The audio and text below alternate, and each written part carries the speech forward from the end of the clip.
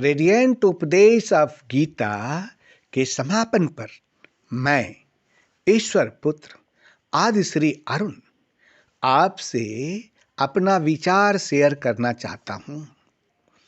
हे मनुष्य, जितने भी जीव हैं सब लोकों से लौटकर अंत में वे सभी इसी धरती पर आते हैं, लेकिन जो व्यक्ति या जो जीव ईश्वर के शरण में आते हैं उनका आवागमन मिट जाता है, वे फिर कभी इस धरती पर नहीं आते। जीव भूमि पर लौट कर सब लोकों से आए, वो नहीं लौटे फिर यहाँ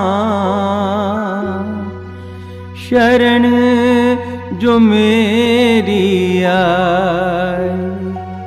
यदि कोई व्यक्ति दुराचारी से भी अतिशय दुराचारी हो, पापी से भी महापापी हो, चाहे चांडाल हो, चाहे पाप योनियों में हो, अथवा स्त्री हो या चारों वर्ण जैसे ब्राह्मण, क्षत्रिय, वैश्य तथा शूद्र हो, यदि वह भी ईश्वर के शरण में जाता है तो वह परम गति को प्राप्त होता है, अर्थात वह व्यक्ति जन्म मृत्यु से छुटकारा पा लेता है।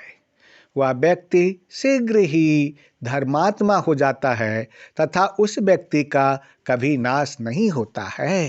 जो भी दुराचारी पापी हो जन्मों जन्मों पाप कमाए, लेकर मन में भाव प्रेम का मेरी शरण में जो आ जाए, धर्मात्मा हो जाता है वो, धर्मात्मा हो जाता है वो जो भी मेरा ध्यान लगाए।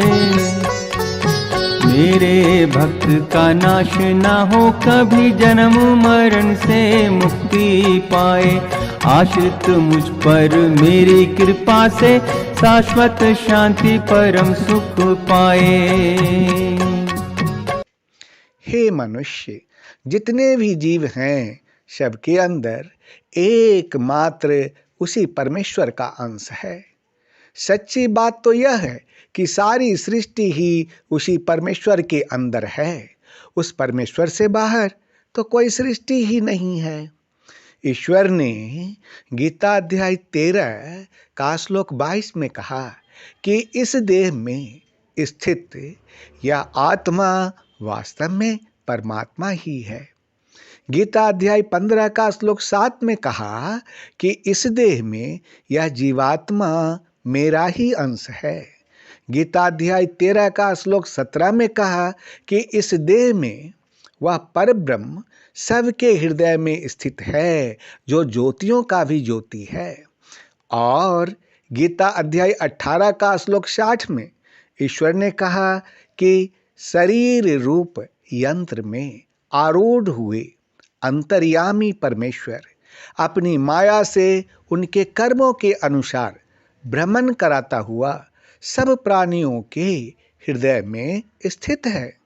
यदि आप किसी भी व्यक्ति का अपमान करते हैं या उससे झगड़ा करते हैं तो आप उस व्यक्ति को नहीं बल्कि ईश्वर अर्थात ब्रह्म को ही अपमानित करते हैं, अथवा उस ईश्वर या पूर्ण ब्रह्म से ही झगड़ा करते हैं। इस हालत में आपको सुख शांति किस प्रकार मिलेगी बताओ? इसीलिए सब जीव से प्रेम करना शुरू कर दीजिए तथा सब जीवों का सम्मान कीजिए।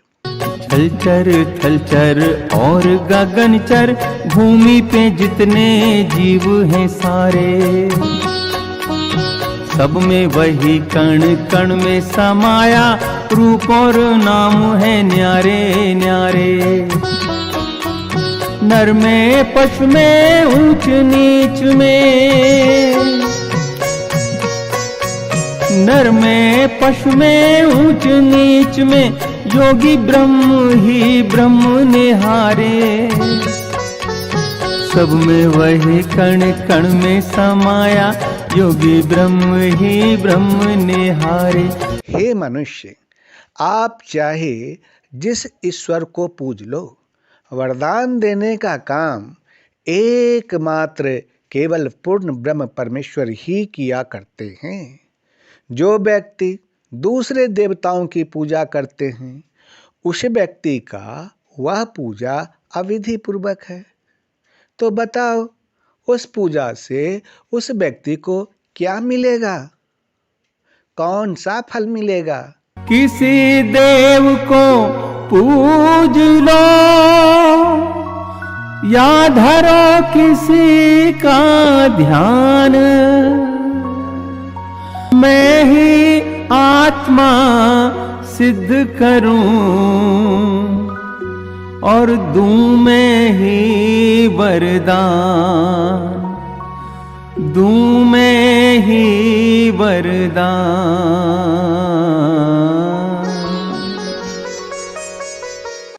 देवताओं को पूजने वाला देवताओं को प्राप्त होते हैं, पितरों को पूजने वाले पितरों को प्राप्त होते हैं, भूतों को पूजने वाले भूतों को प्राप्त होते हैं, और पूर्ण ब्रह्म को पूजने वाले पूर्ण ब्रह्म परमेश्वर को ही प्राप्त होते हैं। और पूर्ण ब्रह्म के भक्तों का पुनर्जन्म नहीं होता। अब आप स्वयं विचार कीजिए कि आपके लिए किसकी पूजा करना उत्तम रहेगा। देवों को पूजे तो देव मिले और स्वर्ग में जा कुछ काल बिताए, पितरों को पूजे तो पितृ मिले और पितरों में जाकर वो बस जाए। भूत और प्रेत को पूजने वाले, भूत और प्रेत को पूजने वाले जन्म इन्हीं की योनि में पाए। भोग के कर्मों के प्रारब्ध में वो मृत्यु लोक में लौट के आए। 184 योनि में फिर मानव तन में लौट के आए। श्रद्धा बिन वैराग्य न होता, श्रद्धा ही मन को मुक्ति दिलाए। हे मनुष्य, श्रद्धा के गर्भ से ही विश्वास जन्म लेता है। जिस व्यक्ति के अंदर विश्वास होता है, केवल वही व्यक्ति तर्क जाल से निकल पाता है और उसके मन में प्रेम उत्पन्न होता है। विश्वास के बिना प्रेम नहीं है, तथा प्रेम के बिना कोई भक्ति भी नहीं होती। तो कोई भी व्यक्ति ईश्वर को कैसे प्राप्त कर लेगा? यदि आप ईश्वर को पाना चाहते हैं और ईश्वर का आशीष पाना चाहते हैं, तो स्वयं को चेक कीजिए कि क्या आपके अंदर श्रद्धा, विश्वास, प्रेम और भक्ति है। श्रद्धा के गर्भ से जन्म लेता विश्वास, तरक जाल से निकल कर पूरी हो हर आस, पूरी हो हर आस।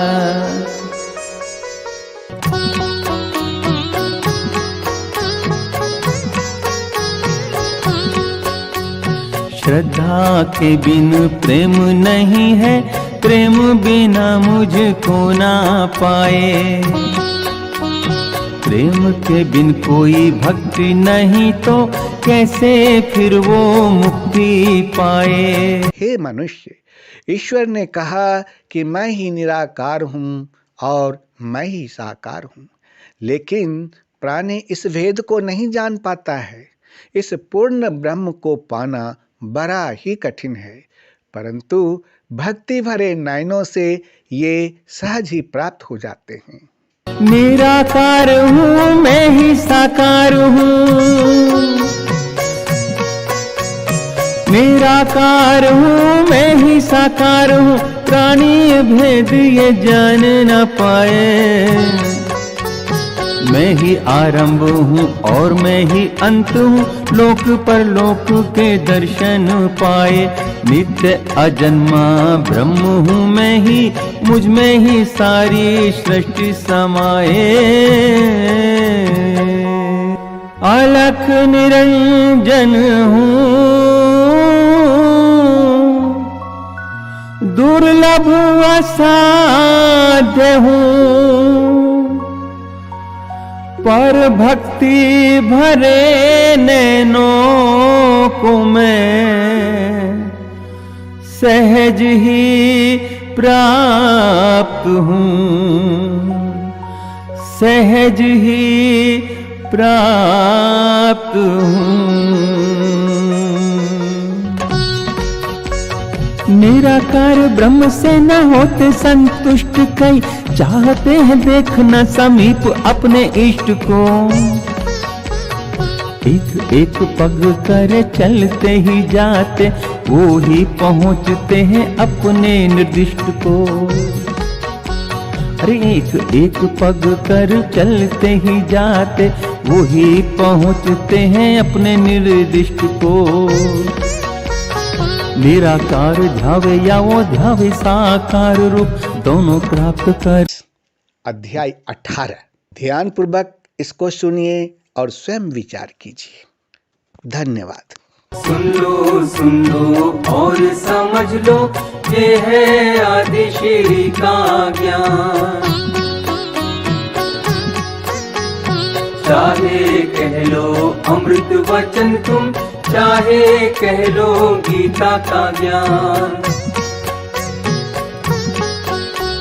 सुन लो और समझ लो, ये है आदिश्री का ज्ञान। आदिश्री जी दे रहे गीता का ये ज्ञान, साक्षात है सामने, कर लो अपना कल्याण, कर लो अपना कल्याण।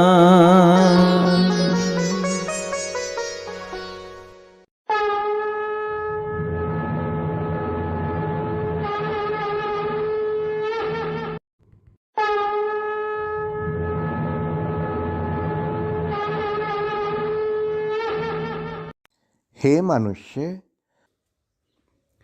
आज रेडियंट उपदेश ऑफ गीता का अंतिम अध्याय 18 शुरू होगा और आज रेडियंट उपदेश ऑफ गीता समाप्त हो जाएगा। तो इस उपदेश के समाप्त होने के उपलक्ष्य में मैं ईश्वर पुत्र आदिश्री अरुण आपको एक गुप्त विद्या बताऊंगा, जिसको जानकर आप सचमुच सहज में ही मोक्ष को प्राप्त कर लेंगे। इस गुप्त विद्या को मरने की कला कहते हैं। हे मनुष्य, मानव जाति का एक प्रधान उद्देश्य है मोक्ष प्राप्त करना। इसीलिए मनुष्य के शरीर को मोक्ष का द्वार कहा जाता है। मनुष्य की विडंबना है कि मोक्ष पाने के समय को वो यूं ही गंवाता रहता है।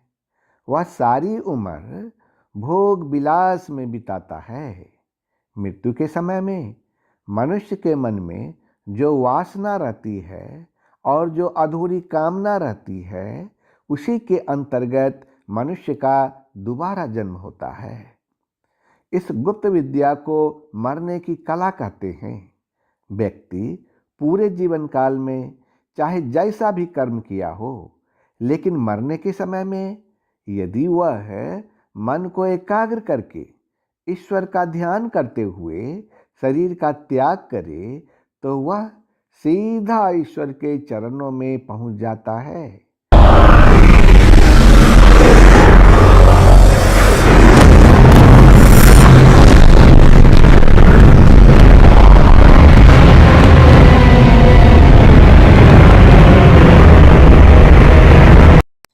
हे मनुष्य,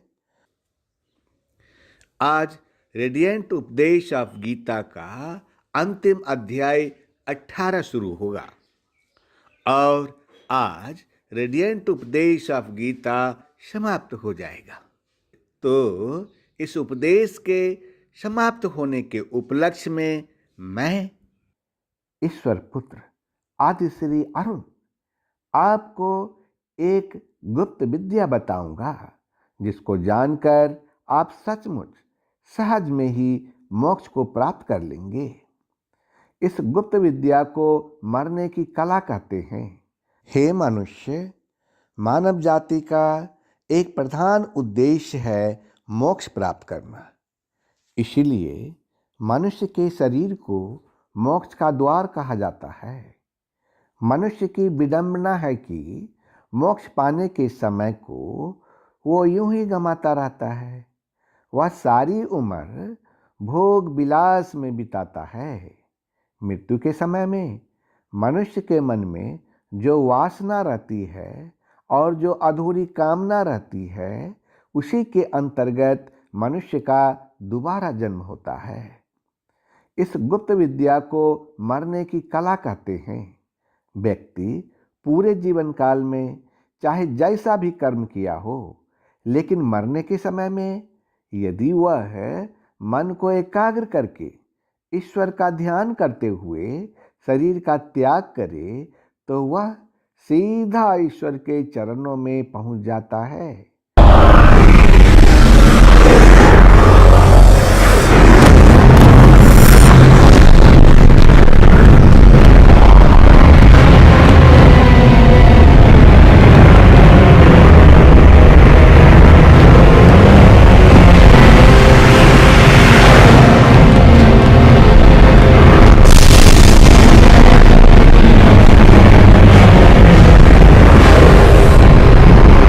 उसको दोबारा जन्म नहीं लेना पड़ता है, अर्थात उसको आवागमन से छुटकारा मिल जाता है।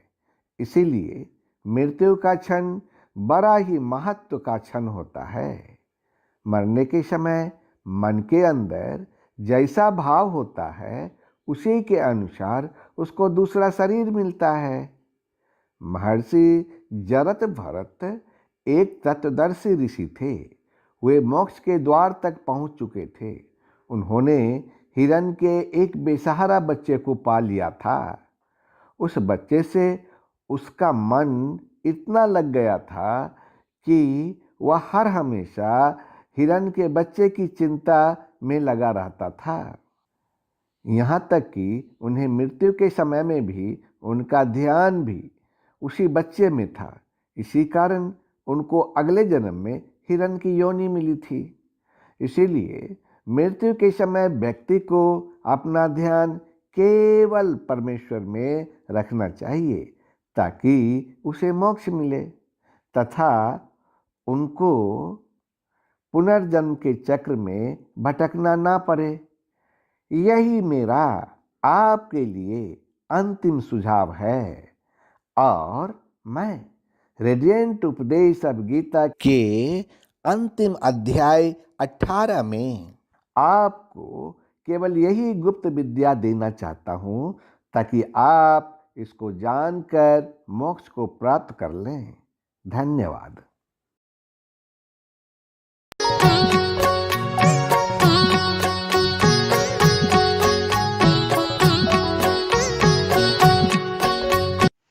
I, Son of God, Aadishri Arun, wants to share my thoughts with you at the end of Radiant Updesh of Gita. Oh man, all the living beings return to all the worlds, and in the end, they all come to this earth. But the person or the creature, they never come to this earth again. जीव भूमि पर लौट कर सब लोकों से आए, वो नहीं लौटे फिर यहाँ। शरण जो मेरी आए। If a person is more vicious than vicious, more sinful than sinful, whether he is among sinners like Chandals, etc., etc., or a woman, or belongs to all four Varnas like Brahmans, Kshatriya, Vaishya, or Sudra, if he also goes to the refuge of God, then he one attains the ultimate goal, that is, that person gets rid of birth and death. That person soon becomes a pure soul and that person never perishes. जो भी दुराचारी पापी हो, जन्मों जन्मों पाप कमाए, लेकर मन में भाव प्रेम का मेरी शरण में जो आ जाए, धर्मात्मा हो जाता है वो, धर्मात्मा हो जाता है वो, जो भी मेरा ध्यान लगाए। मेरे भक्त का नाश ना हो कभी, जन्म मरण से मुक्ति पाए, आश्रित मुझ पर मेरी कृपा से शाश्वत शांति परम सुख पाए। Oh man, all the living beings have only one part of the same God inside them. The truth is that the whole creation is within the same Supreme Lord. There is no creation outside that God. God said in Gita chapter 13 verse 22 that the soul situated in this body is actually the Supreme Soul. In Gita chapter 15 verse 7 it is said that the soul is in this body is a part of me. In Gita chapter 13 verse 17, it is said that in this body the Parabrahm or Supreme Lord is situated in everyone's heart, who is also the light of lights. And in Gita chapter 18 verse 60, God said that the inner God, mounted in the form of a body, is situated in the heart of all living beings, moving through his illusion according to their action. If you insult or quarrel with any person, then you do not insult that person, but only God, that is Brahm, or quarrel with the God and Brahm. How will you find happiness and peace in this condition? That's why start loving all living beings and respect to all living beings. थलचर और गगनचर, भूमि पे जितने जीव हैं सारे, सब में वही कण कण में समाया, रूप और नाम है न्यारे न्यारे। नर में पशु में ऊंच नीच में, नर में पशु में ऊंच नीच में, योगी ब्रह्म ही ब्रह्म निहारे। सब में वही कण कण में समाया, योगी ब्रह्म ही ब्रह्म निहारे। O man, whichever God you worship, only Purna Brahm Parameshwar or Supreme Lord does the work of giving boons. The person who worships others deities, if that person worships in any ultimately, the person who worships other deities, if that person worships in an ultimately manner, then what will he get from that worship? किसी देव को पूज लो या धरो किसी का ध्यान, मैं ही आत्मा सिद्ध करूं और दूं मैं ही वरदान, दूं मैं ही वरदान।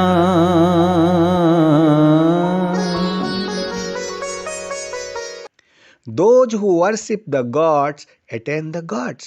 Those who worship the ancestors attain the ancestors. Those who worship ghosts attain the ghost.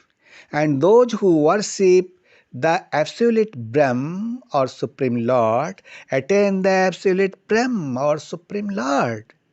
That the devotees of Purna Brahm, that is Supreme Lord, do not take rebirth.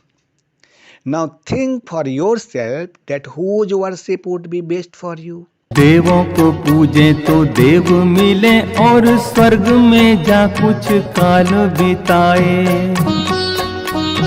पितरों को पूजे तो पितृ मिले और पितरों में जाकर वो बस जाए। भूत और प्रेत को पूजने वाले,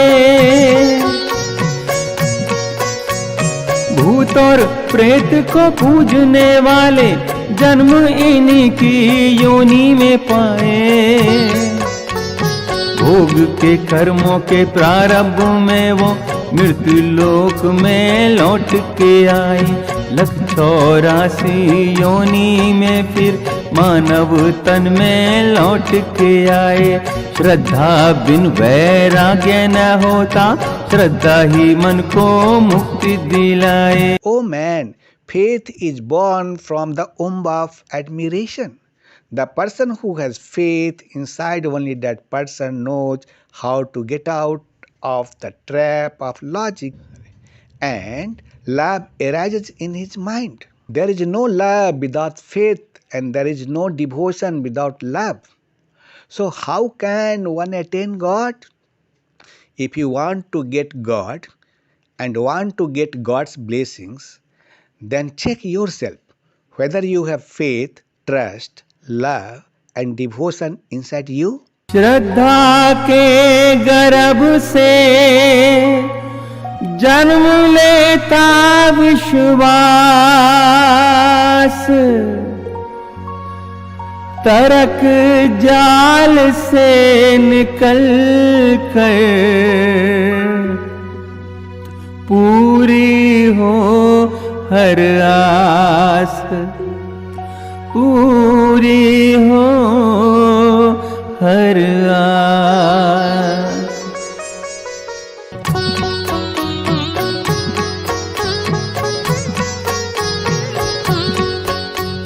श्रद्धा के बिन प्रेम नहीं है, प्रेम बिना मुझको ना पाए। प्रेम के बिन कोई भक्ति नहीं तो कैसे फिर वो मुक्ति पाए। O man, God said that I am the formless and I am the corporal. But the people do not know this difference. It is very difficult to attain this Purna Brahma Parmeshwar or Supreme Lord, but it is easily attained through devotional eyes. निराकार हूँ मैं ही साकार हूँ,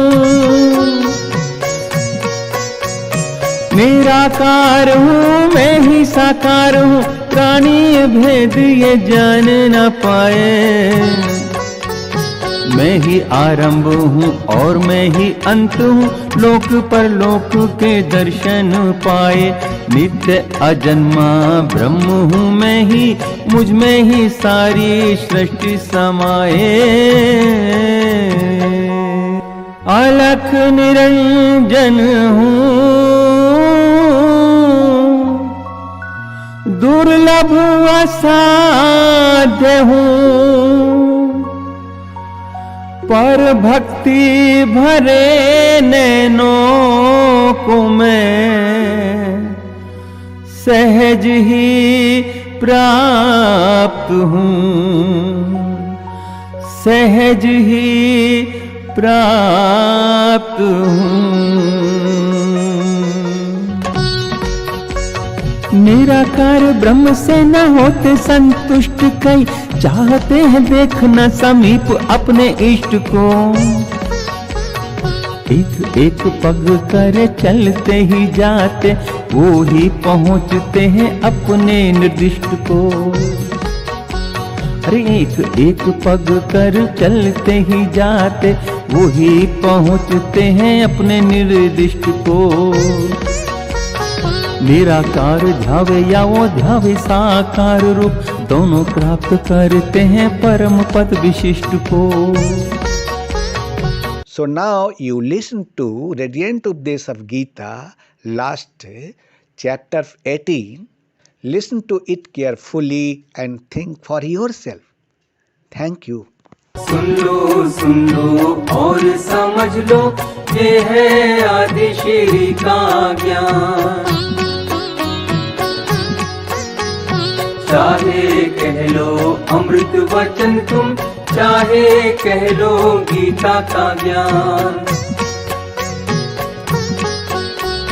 सुन लो और समझ लो, ये है आदिश्री का ज्ञान। आदिश्री जी दे रहे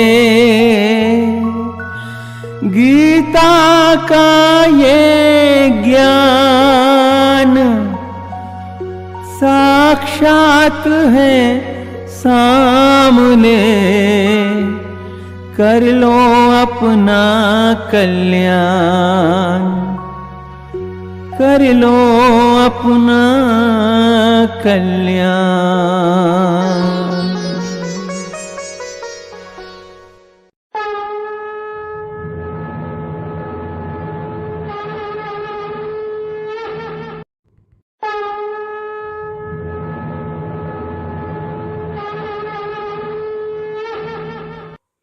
Oh man, today the 18th chapter of Radiant Updesh of Gita will start. And today the teaching of Radiant Updesh of Gita will end. So, on the occasion of the end of this sermon, I, the son of God Aadishri Arun, telling you a sacred knowledge.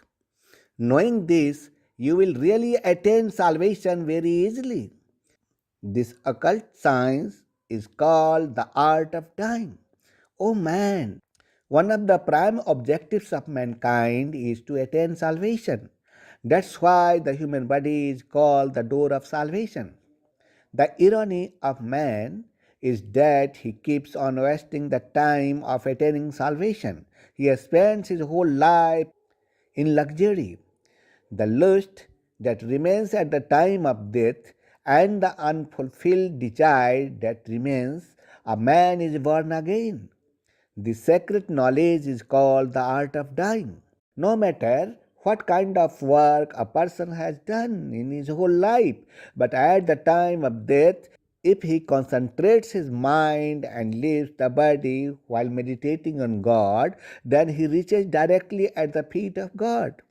He doesn't have to take rebirth again. That means he gets rid of the traffic. That's why the moment of death is a very important moment. According to the feeling inside the mind, at the time of death, it gets the body again. Maharshi Jad Bharat was a Tatudarshi Saga. He had reached the door of salvation. He had adopted a helpless baby deer. He was so attached to that child deer that he was always worried about the baby deer. Even at the time of his death, his attention was on the same deer. Because of this, he got the vagina of a deer in his next birth. Therefore, at the time of death, one should keep his attention only on the Supreme Lord, so that he may attain salvation, and he should not wander in the cycle of death and birth. This is my final suggestion for you. And at the end of Radiant Updesh of Gita, I want to give you only this sacred knowledge, so that you may attain salvation by knowing it. Thank you. जो भी दुराचारी पापी हो, जन्मों जन्मों पाप कमाए, लेकर मन में भाव प्रेम का मेरी शरण में जो आ जाए, धर्मात्मा हो जाता है वो, धर्मात्मा हो जाता है वो जो भी मेरा ध्यान लगाए। मेरे भक्त का नाश ना हो कभी, जन्म मरण से मुक्ति पाए। आश्रित मुझ पर मेरी कृपा से शाश्वत शांति परम सुख पाए। आश्रित मुझ पर मेरी कृपा से शाश्वत शांति परम सुख पाए। आदिश्री ने फिर से बताया गीता का वो ज्ञान, गीता का वो ज्ञान।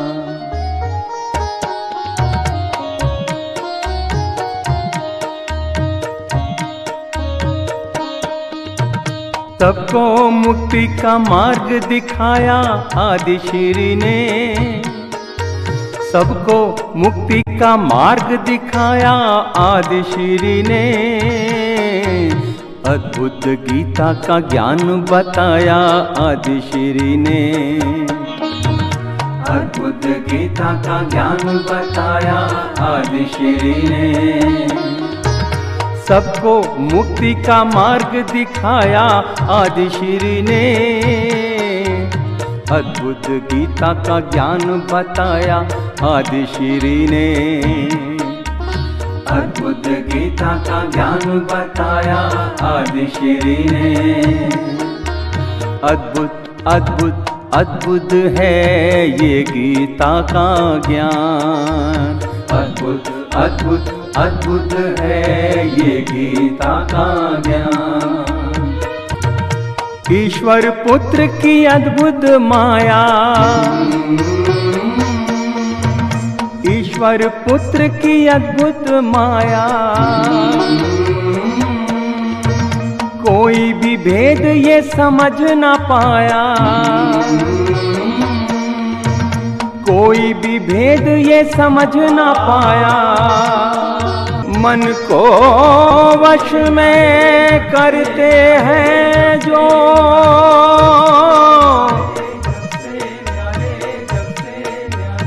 मन को वश में करते हैं जो। ब्रह्म योग और ध्यान धरारे आदिश्री हैं जग से न्यारे, जग से न्यारे, जग से न्यारे, जग से न्यारे, जग से न्यारे। ओ आदिश्री हैं जग से न्यारे, जग से न्यारे, जग से न्यारे, जग से न्यारे, जग से, जग से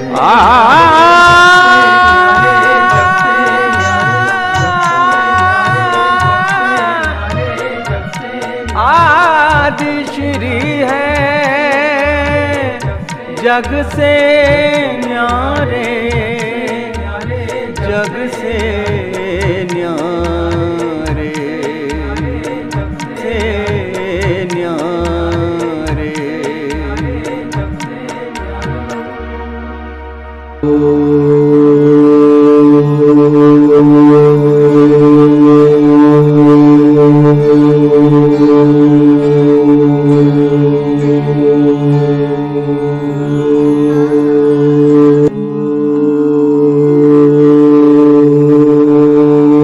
Scattered people on this earth. This program is such a journey that will change your life. This journey will take you to the destination of salvation and happiness. Watch this program comfortably. Observe and go with it while watching. Do not allow the mind to inquire or analyze it. Do listen to the word and get immersed into the word, and listen to the words one by one and drawn in the words. Just keep listening to the words and keep watching whether you reach the destination or not. It is only for you. You are a drop of light in this creation. You all have only one search, the door of salvation, and the attainment of salvation, as well as the search for blissful life on this earth, good health, infinite peace, knowledge of good fortune, and eternal life. In any case, the joy of salvation. To achieve all these things, happiness and eternal peace, every human seeks Gurudev. But can you find it? Yes, it can be achieved. These all are possible only when the authorized Guru or Son of God arrives on this earth. It is the Aadishri Arun who is Son of God. By following whose path, you will achieve all these things, because Aadishri Arun is the only way. So, let's start the journey.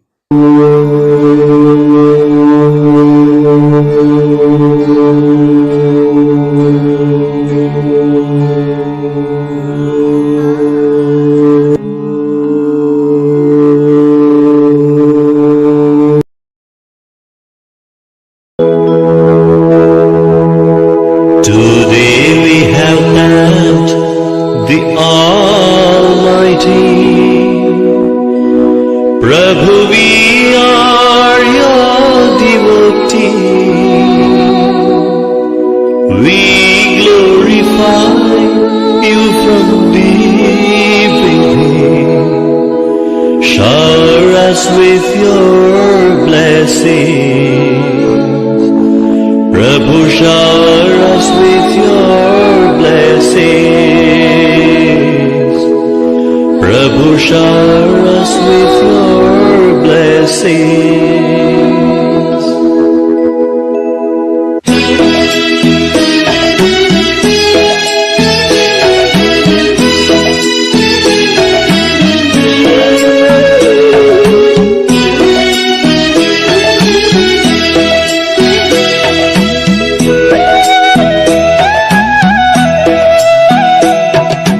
Today we have thanked the Almighty. Prabhu, we are your devotee. We glorify you from deep within. Shower us with your blessings. Prabhu, shower us with your blessings. Prabhu, shower us with your blessings.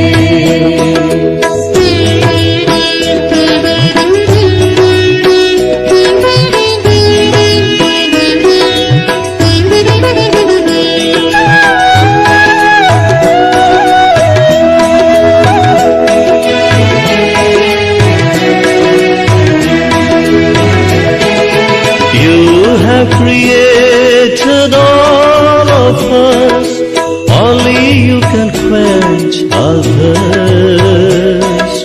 Lead us the path of righteousness and bless us with happiness. Prabhu, bless us with happiness. Prabhu, bless us with happiness. Today we have thanked the Almighty. Prabhu, we are your devotees. We glorify you from deep within. Shower us with your blessings. Prabhu, shower us with your blessings. Prabhu, shower us with your blessings.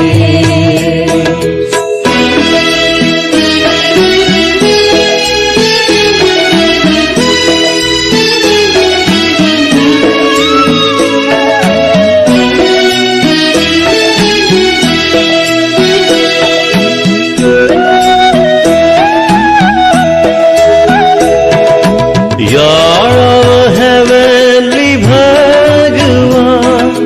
Help us to love everyone. Rid our hearts of jealousy and let us always be your devotees. Prabhu, let us always be your devotees. Prabhu, let us always be your devotees. Today we have thanked the Almighty. Prabhu, we are your devotees. We glorify you from deep within. Shower us with your blessings. Prabhu, shower us with your blessings. Prabhu, shower us with your blessings.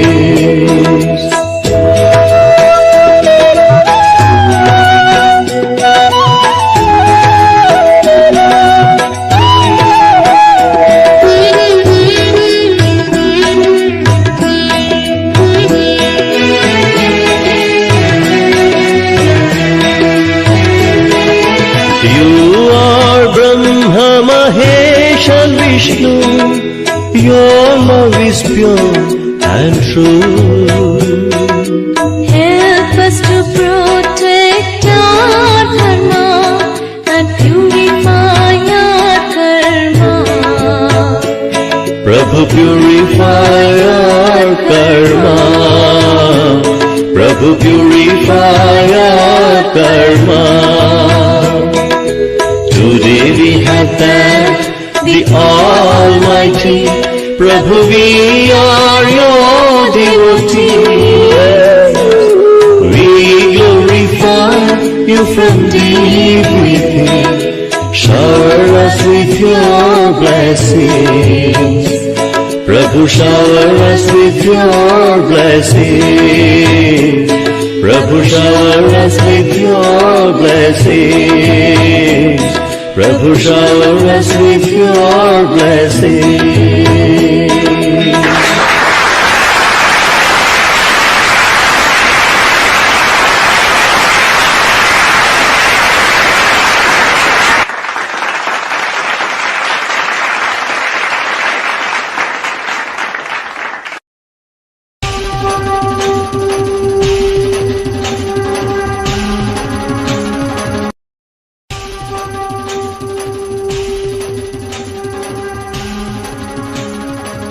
ईश्वर पुत्र आदिश्री अरुण, तेरा ब्रह्म ज्ञान व्यापक था, व्यापक है, व्यापक रहे।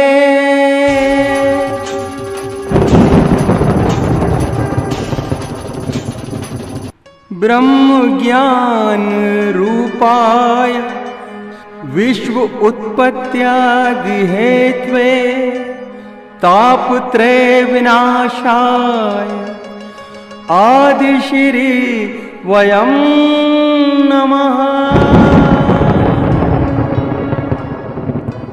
जो ब्रह्म ज्ञान रूप हैं, जो इस जगत की उत्पत्ति, स्थिति और विनाश के कारण हैं, तथा तीन तापों को नाश करने वाले हैं, उस ईश्वर पुत्र आदिश्री अरुण को नमस्कार करता हूँ।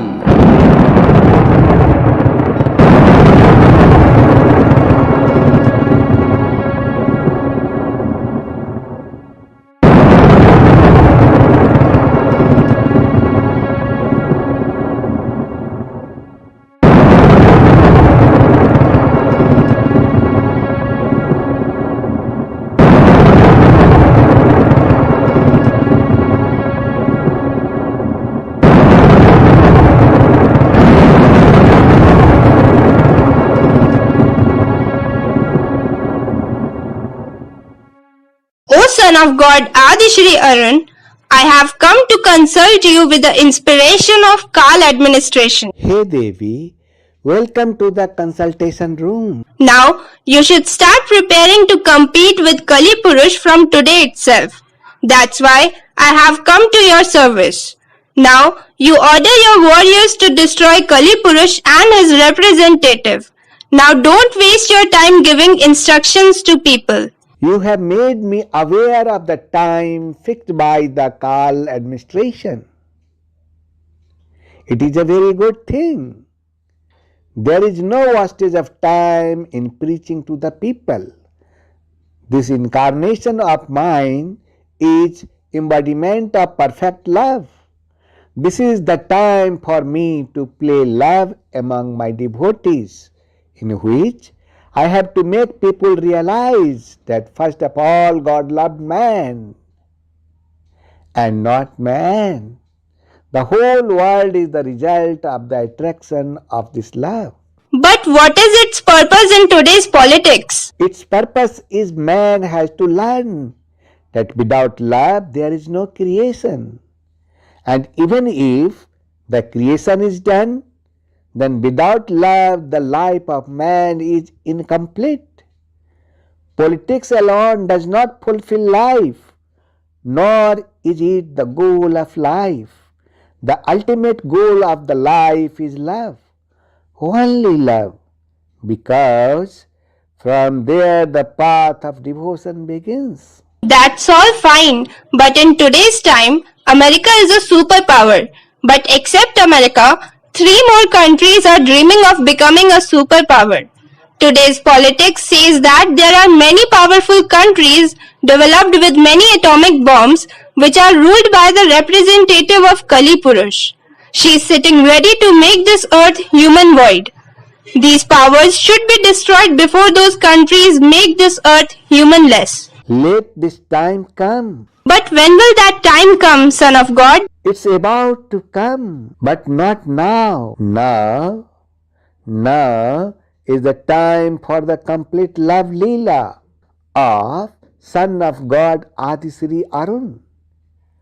Before starting the Leela of destruction, the Son of God Aadishri Arun wants to give this message to the human beings, that ultimately love is the basis of the creation and love is the essence of the world.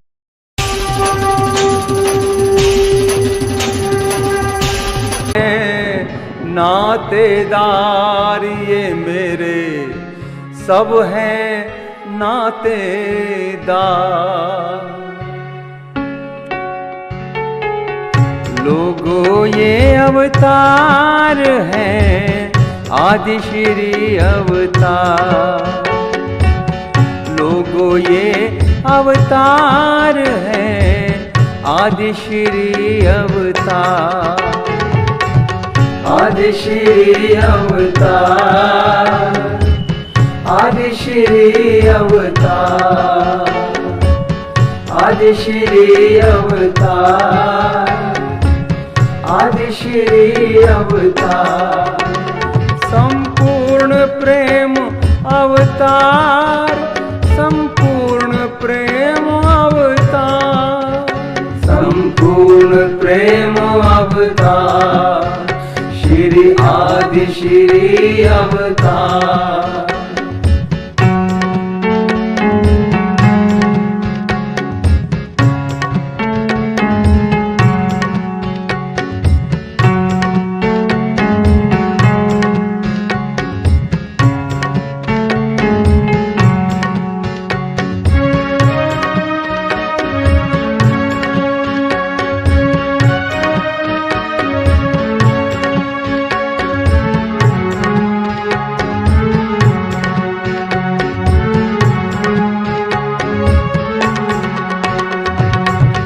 बंधु सखा और मात पिता कह जुड़े अनेकों नाते,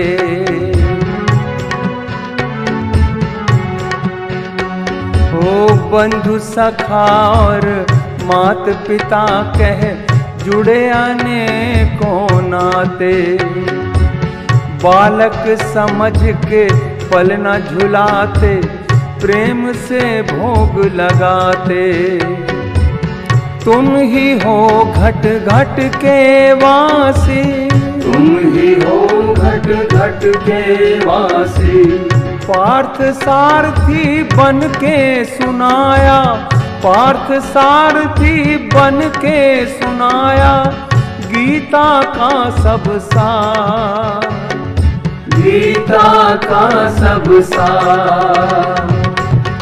जो भी मेरे भक्त हैं सब हैं नातेदार, जो भी मेरे भक्त हैं सब हैं नातेदार। आदिश्री अवतार, आदिश्री अवतार, आदिश्री अवतार, आदिश्री अवतार। संपूर्ण प्रेम अवतार, संपूर्ण प्रेम अवतार, संपूर्ण प्रेम अवतार। श्री आदिश्री अवतार।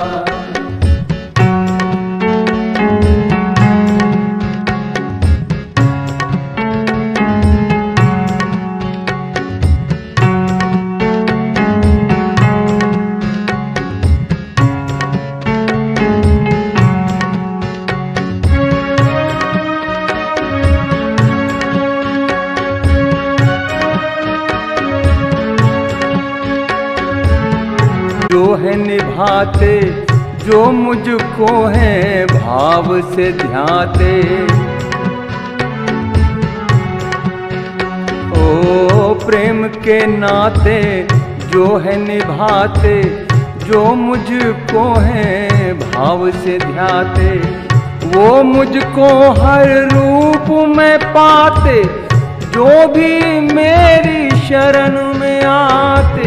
आदिश्री घट घट के वासी, तुम ही हो घट घट के वासी। काम क्रोध मद लोभ न भाए, काम क्रोध मद लोभ न भाए।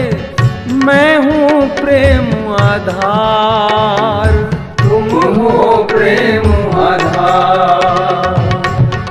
जो भी मेरे भक्त हैं सब हैं नातेदार, जो भी मेरे भक्त हैं सब हैं नातेदार।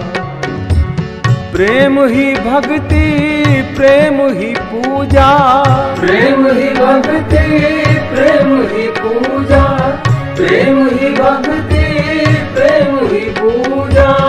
आदिश्री अवतार, आदिश्री अवतार, आदिश्री अवतार, आदिश्री अवतार। संपूर्ण प्रेम अवतार, संपूर्ण प्रेम अवतार। प्रेम ही भक्ति, प्रेम ही पूजा।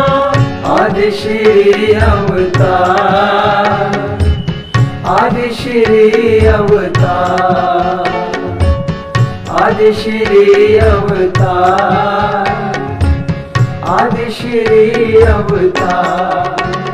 संपूर्ण प्रेम अवतार, संपूर्ण प्रेम अवतार, संपूर्ण प्रेम अवतार। श्री आदिश्री अवतार।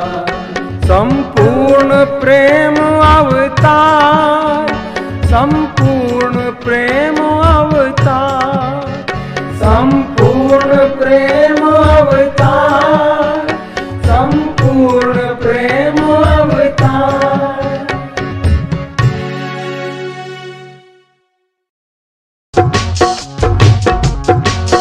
प्रेम ही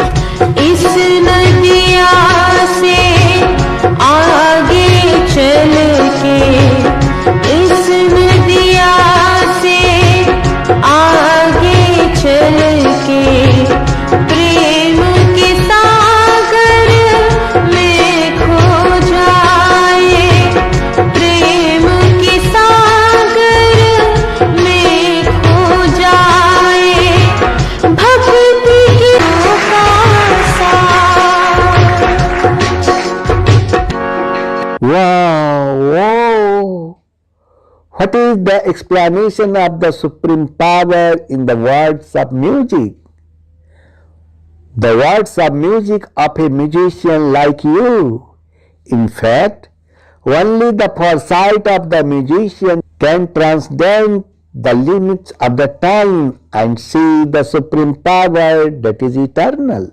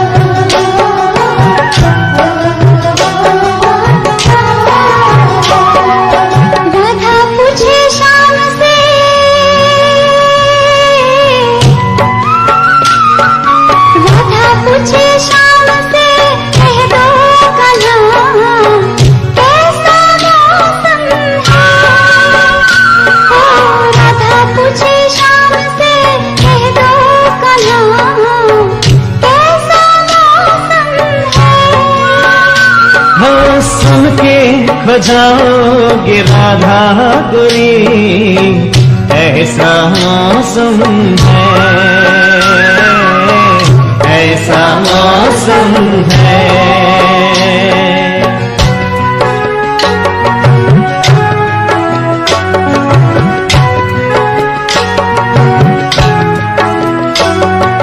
उतर कर अंबर से तारे झिलमिल कर प्यारे, सुंदर राजकुमार बनकर नाच करते हैं हिलमिल सारे। ये कितना दिव्य नजारा है, प्यारा स्वर्ग हमारा है। राधा पूछे शाम से, राधा पूछे शाम से, कह दो कहाँ कैसा मौसम है।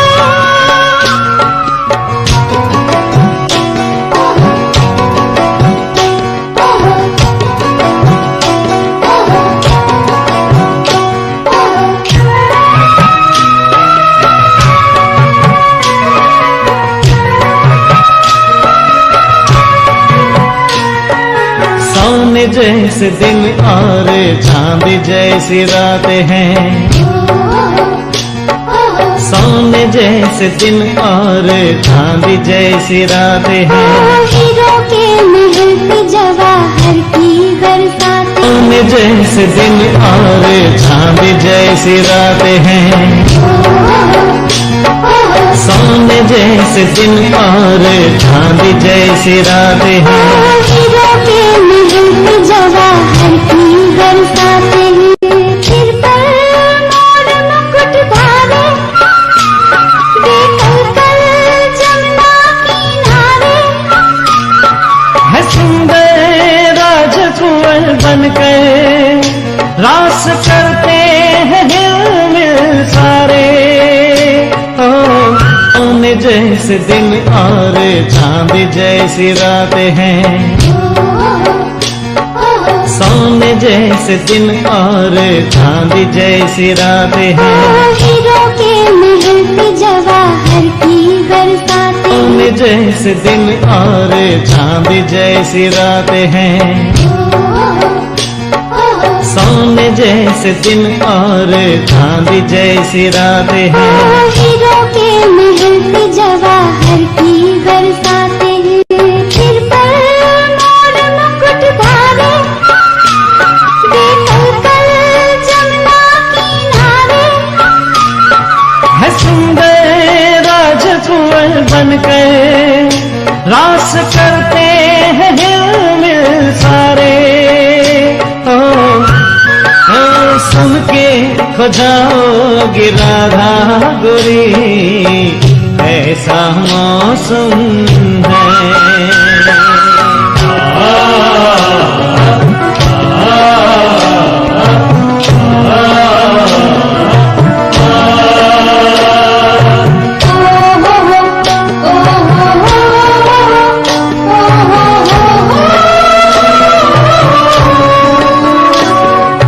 पावन मुखड़ों पे प्यारी मुस्कान है।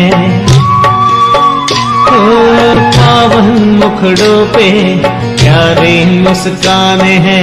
बागों में बहारों में ये सुख की भरी खाने। बागों में बहारों में ये सुख की भरी खाने। फसा में हम मन के गुब्बारे, दिशा में खुशी के फुवारे। है सुंदर राजकुंवर बनकर रास करते हैं हिलमिल सारे। राधा पूछे शाम से, हो राधा पूछे शाम से, कह दो कन्हा कैसा मौसम है।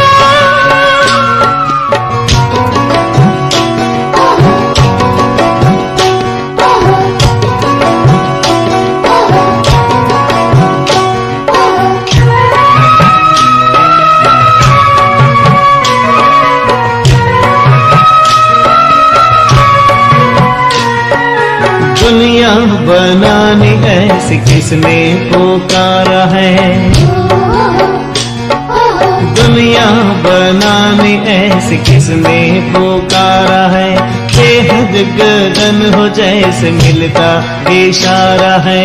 सुखद संकल्प यही धारे, नयन वही नवयुग निहारे।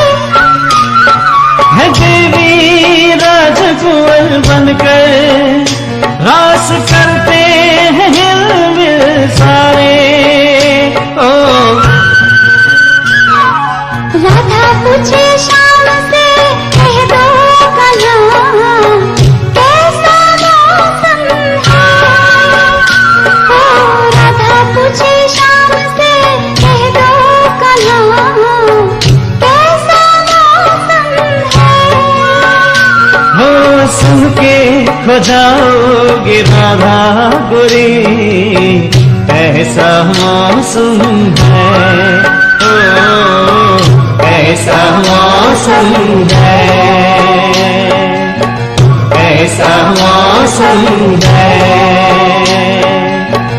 ऐसा मौसम है। ऐसा मौसम है। ऐसा मौसम है। ऐसा मौसम है। ऐसा मौसम है। कौन था ये? कोई दिव्य शक्ति थी, महाशक्ति।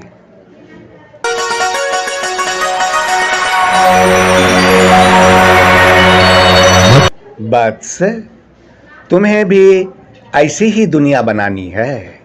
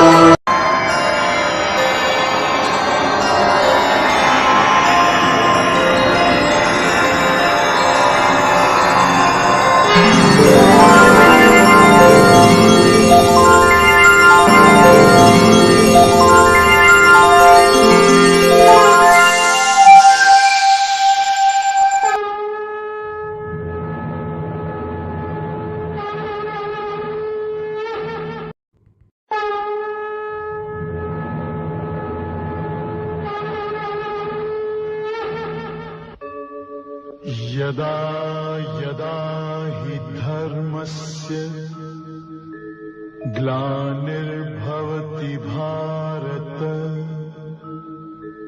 अभ्युत्थानम् अधर्मस्य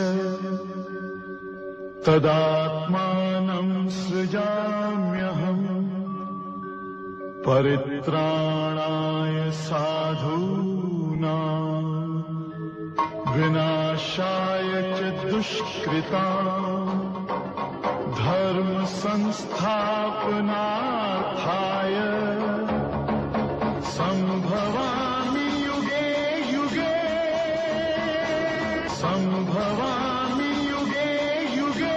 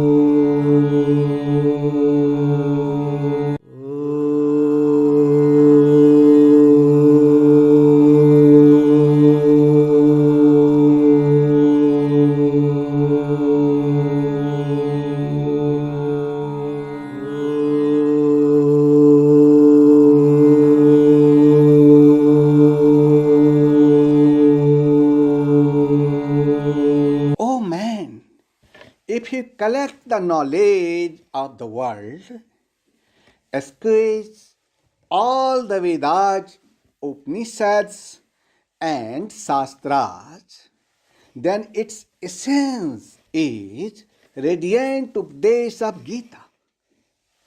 The essence of all this knowledge, such knowledge before which there is nothing. After this knowledge, there is nothing to know. This knowledge has been called Moksha Sannyas Yoga in chapter 18. Time changes every day. Problems change every day. The topic of research changes every day. But the knowledge of radiant Updesh of Gita did not change. People have changed. People's thinking has changed, but the philosophy of radiant Updesh of Gita did not change. Oh man, this radiant Updesh of Gita by Son of God Aadishri Arun will stop every storm that arises in your life. Oh man, the Gita is the theology of the entire human race, in which there is an answer to every question that arises in the mind of every human being and a solution to every problem in human life. Radiant Updesh of Gita gives satisfactory answer to solve all your confusions. Oh man, Gita and its knowledge is continuously flowing through marriages and will continue to flow even further. All you need is the bath in this Gyan Ganga of Gita. So, are you ready to take a bath in this Gyan Ganga of Gita? Adishree देने चले भक्तों को जब ज्ञान, ब्रह्म ज्ञान में खो गए, केंद्रित हो गया ध्यान, केंद्रित हो गया ध्यान। जब देने को चल दिए आदिश्री जी ज्ञान, भक्त ध्यान में खो गए, केंद्रित हो गया ध्यान, केंद्रित हो गया ध्यान।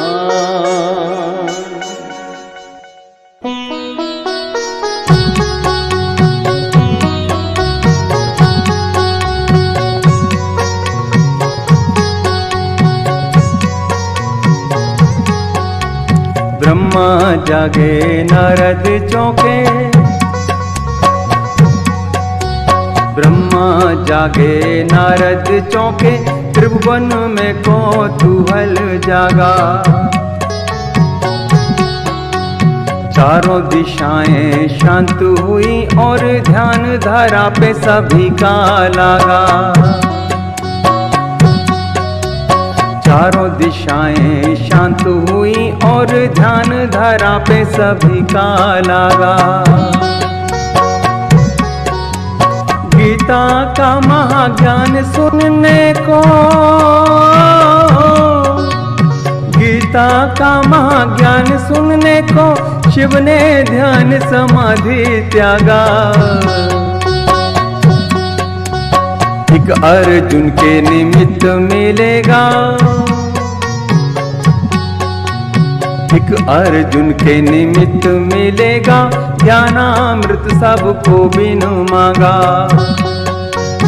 आदिश्री प्रेम अवतार, जय जय प्रेम अवतार। आदिश्री जय जय कल्कि, आदिश्री जय जय कल्कि, आदिश्री जय जय कल्कि, आदिश्री जय जय कल्कि। आदिश्री प्रेम अवतार, जय जय प्रेम अवतार। आदिश्री जय जय कल्कि, जय जय प्रेम अवतार। आदिश्री जय जय कल्कि, आदिश्री जय जय कल्कि, आदिश्री जय कल्कि, आदिश्री जय जय कल्कि, आदिश्री जय जय कल्कि, आदिश्री जय जय कल्कि, आदिश्री जय जय कल्कि। आदिश्री प्रेम अवतार, जय जय प्रेम अवतार। आदिश्री जय जय कल्कि, आदिश्री जय जय कल्कि, आदिश्री जय जय कल्कि, आदिश्री जय जय कल्कि, आदिश्री जय जय कल्कि, आदिश्री जय जय कल्कि।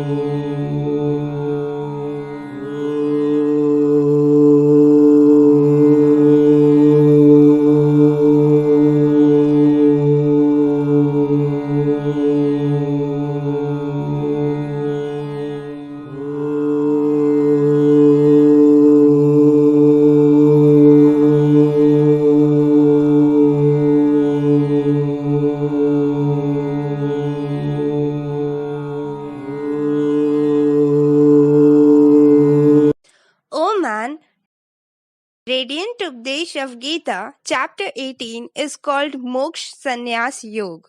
Time flies every day, but even after spending 5,124 years, the knowledge of Radiant Updesh of Gita did not change. Such knowledge in front of which there is nothing. So let's start Moksha Sannyas Yoga now.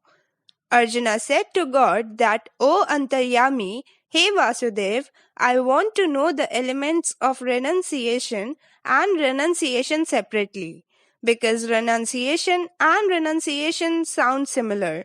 But how are they different? This series started because of Arjuna's refusal to fight the war. Arjuna had a dilemma and Krishna had a solution.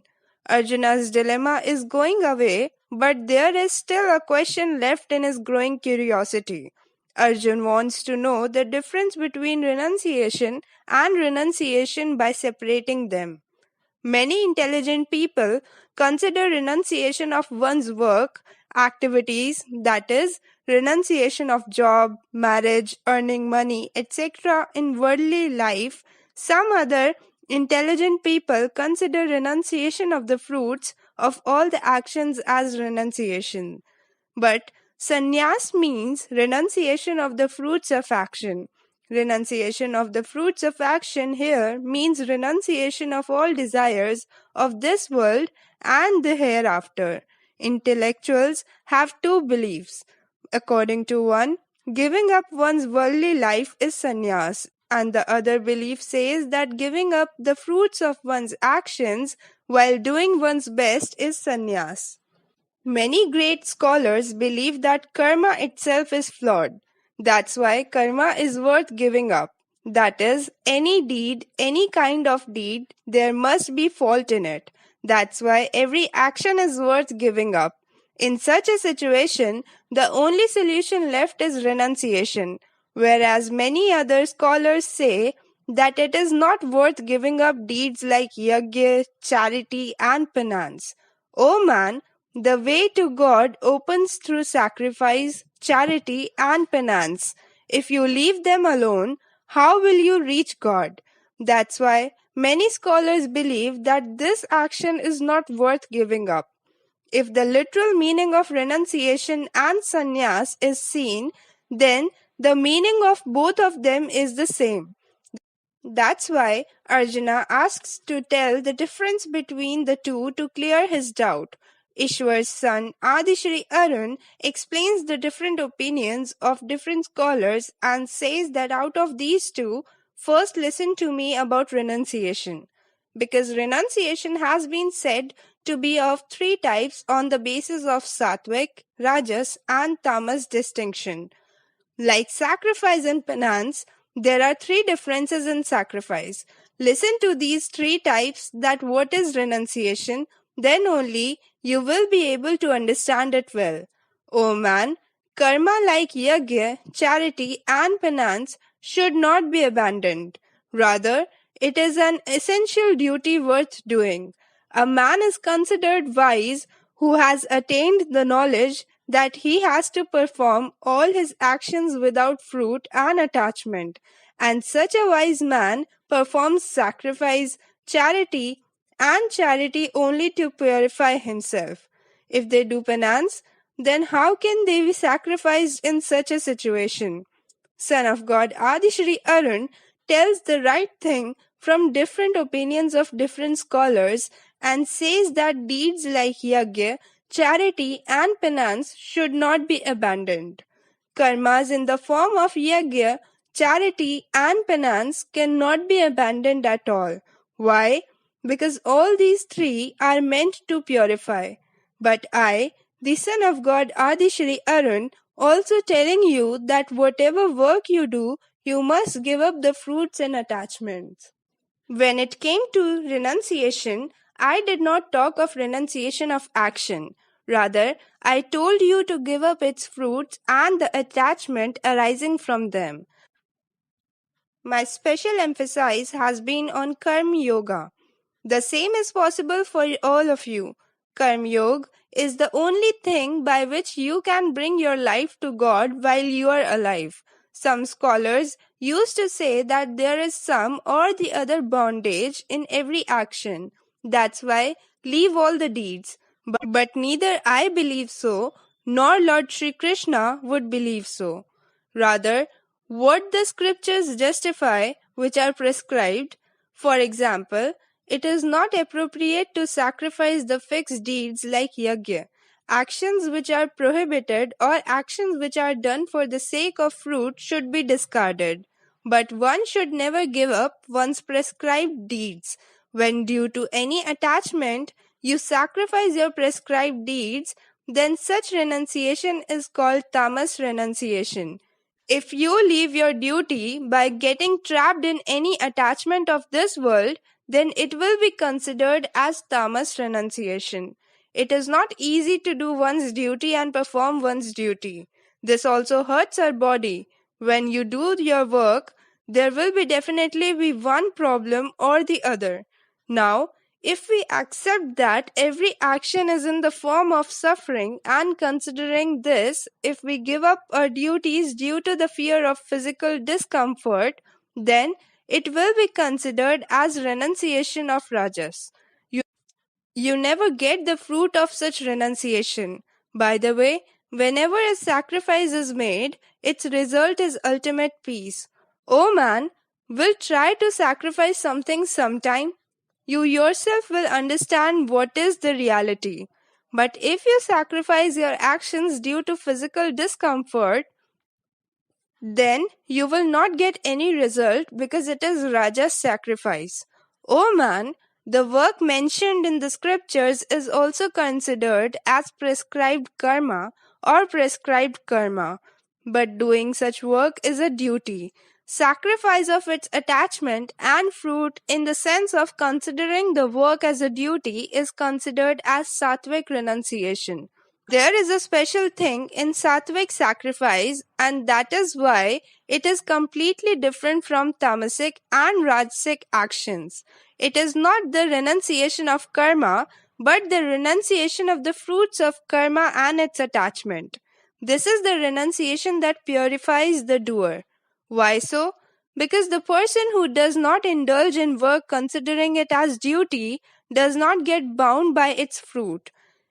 He doesn't get trapped in his attachment. This is the reason that it purifies his conscience, and therefore that sattvic sacrifice is the best.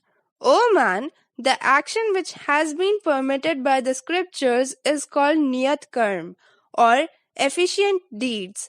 But those deeds which are against the scriptures, those deeds are not beneficial. Well, that enunciate.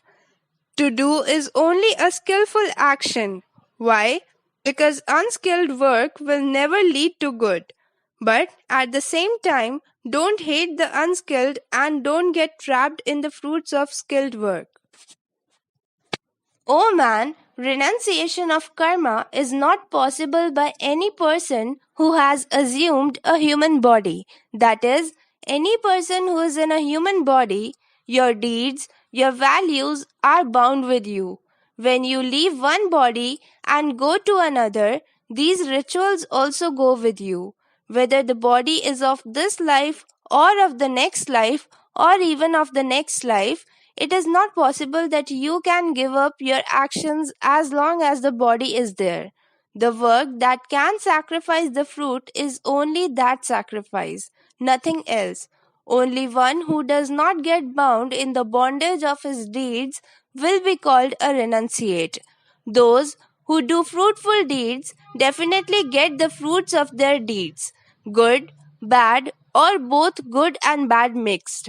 Such three types of fruits are definitely received after death. But the greatest renunciate can be a complete monk who has renounced the fruits of his actions. In other words, it can be stated as the actions of the people who do not give up the fruits of their actions, good, bad, and mixed. Such three types of fruits are definitely there after death. But the fruits of the actions of the people who give up the fruits of their actions do not happen even in any time. And when this happens, it means that the person has been saved from the cycle of birth. Only such a person will get the supreme abode, and this is called pure renunciation. If there is attachment to the things of the world by wearing saffron clothes, then it will neither be considered as renunciation nor will it be considered as renunciation. Because of ignorance, we cannot see the soul within us, can't see the God inside you. They just go on doing deeds and go on getting entangled in the bondage of those deeds. But success is achieved only when you can end the deeds. That means the fruit of your actions becomes zero. But at the same time, I also say this to you that it is not possible to give up karma as long as the body is there. To remove this confusion, I will tell you 5 ways for the accomplishment of complete deeds, and these 5 ways have also been said in Sankhya Shastra. The seat and the actor and the various organs and the several functions of various sorts and the divinity also, the fifth among these. Whatever action a man does by the body, speech, and mind, right or the opposite, these 5 are its causes. Now, such being the case, verily he who, as untrained in understanding, looks on the pure self as the agent, that man of perverted intelligence sees not. He who is free from egotistic notion, knowledge, the object known, the knower, form, the threefold impulse to action, the organ, the end, the agent, from the threefold basis of action, whose mind is not tainted, though he kills these creatures, he kills not, he is not bound. O man, knowledge and action and the agent are said in the science of gunas to be of 3 kinds only. According to the distinction in gunas, hear thou duly of them, that by which a man sees the one indestructible reality in all beings, inseparate, in the separated, that knowledge know thou as Sattvic. But that knowledge which by differentiation sees in all the creatures various entities of distinct kind, that knowledge know thou as Rajasic. But that which clings to one single effect, as if it were all, without reason, having no real object and narrow, that is declared to be tamasic. An action which is ordained, which is free from attachment, which is done without love or hatred by one, not desirous of the fruit, that action is declared to be sattvic. But the action which is done by one longing for pleasures or done by the egotistic, costing much trouble, that is declared to be rajasic. The action which is undertaken from delusion without regarding the consequence, loss, injury, and ability, that is declared to be tamasic. Free from attachment, not given to egotism, endued with firmness and vigor, unaffected in success and failure, an agent is said to be sattvic. Passionate, desiring to attain the fruit of action, greedy, cruel, impure, subject to joy and sorrow, such an agent is said to be rajasic. Unsteady, vulgar, unbending, deceptive, wicked, indolent, desponding, and procrastinating, such an agent is said to be tamasic. O man, now listen to the 3 types of differences of intelligence and earth according to the qualities told by me in complete detail. O man, the intellect which accurately knows the path of instinct and the path of renunciation, duty and non duty, fear and fearlessness, bondage and liberation, that intellect is sattvic. The intelligence by which a man does not know religion and unrighteousness, as well as duty and non obligation accurately, that intelligence is rajasic or royal. O man, the intellect surrounded by tamagun, which considers unrighteousness as this is religion, and similarly considers all other things as opposite, that intellect is tamasi. O man, the unadulterated holding power by which man holds the activities of the mind, life, and senses through meditation yoga, that dhriti is sattvic. But, O man, the holding power by which a man desirous of fruit with utmost attachment holds on to religion, meaning, and works, that holding power is rajasic. The holding power by which a person with an evil mind does not leave sleep, fear, worry, and sorrow and insanity, that is, keeps holding on, that holding power is tamasi. O man, now listen to me about the three types of happiness. The happiness in which a seeker enjoys the practice of bhajan, meditation, and service, and by which the end of sorrows is attained, which is such a happiness, although it seems like poison in the beginning, but in the end it is like nectar. That's why the happiness that arises from the prasadam of the intellect about God is said to be sattvic. O man, I am defining happiness so that you can understand easily. When we were young, did we like to read? No. But after growing up, when we run our life with the same study, then we understand the value of that study. In the same way, a person trapped in worldly matters does not like the practice of God's hymns, his meditation, service, etc. in the beginning. He looks like poison. Similarly, while studying, the child's devotion to God and his meditation become nectar later. When that God is attained, in whose happiness the seeker attains the end of sorrows, that is, the happiness that puts an end to sorrows, such a happiness that although in the beginning it seems like poison, but in the result it is like nectar, that happiness is pure and called it sattvic. The happiness which is poison first and then nectar, and the happiness which ends sorrows, that happiness is sattvic. The pleasure that is caused by a combination of objects and senses, although it appears to be like nectar at the time of enjoyment, it is like poison in the end. Therefore, it is called rajas.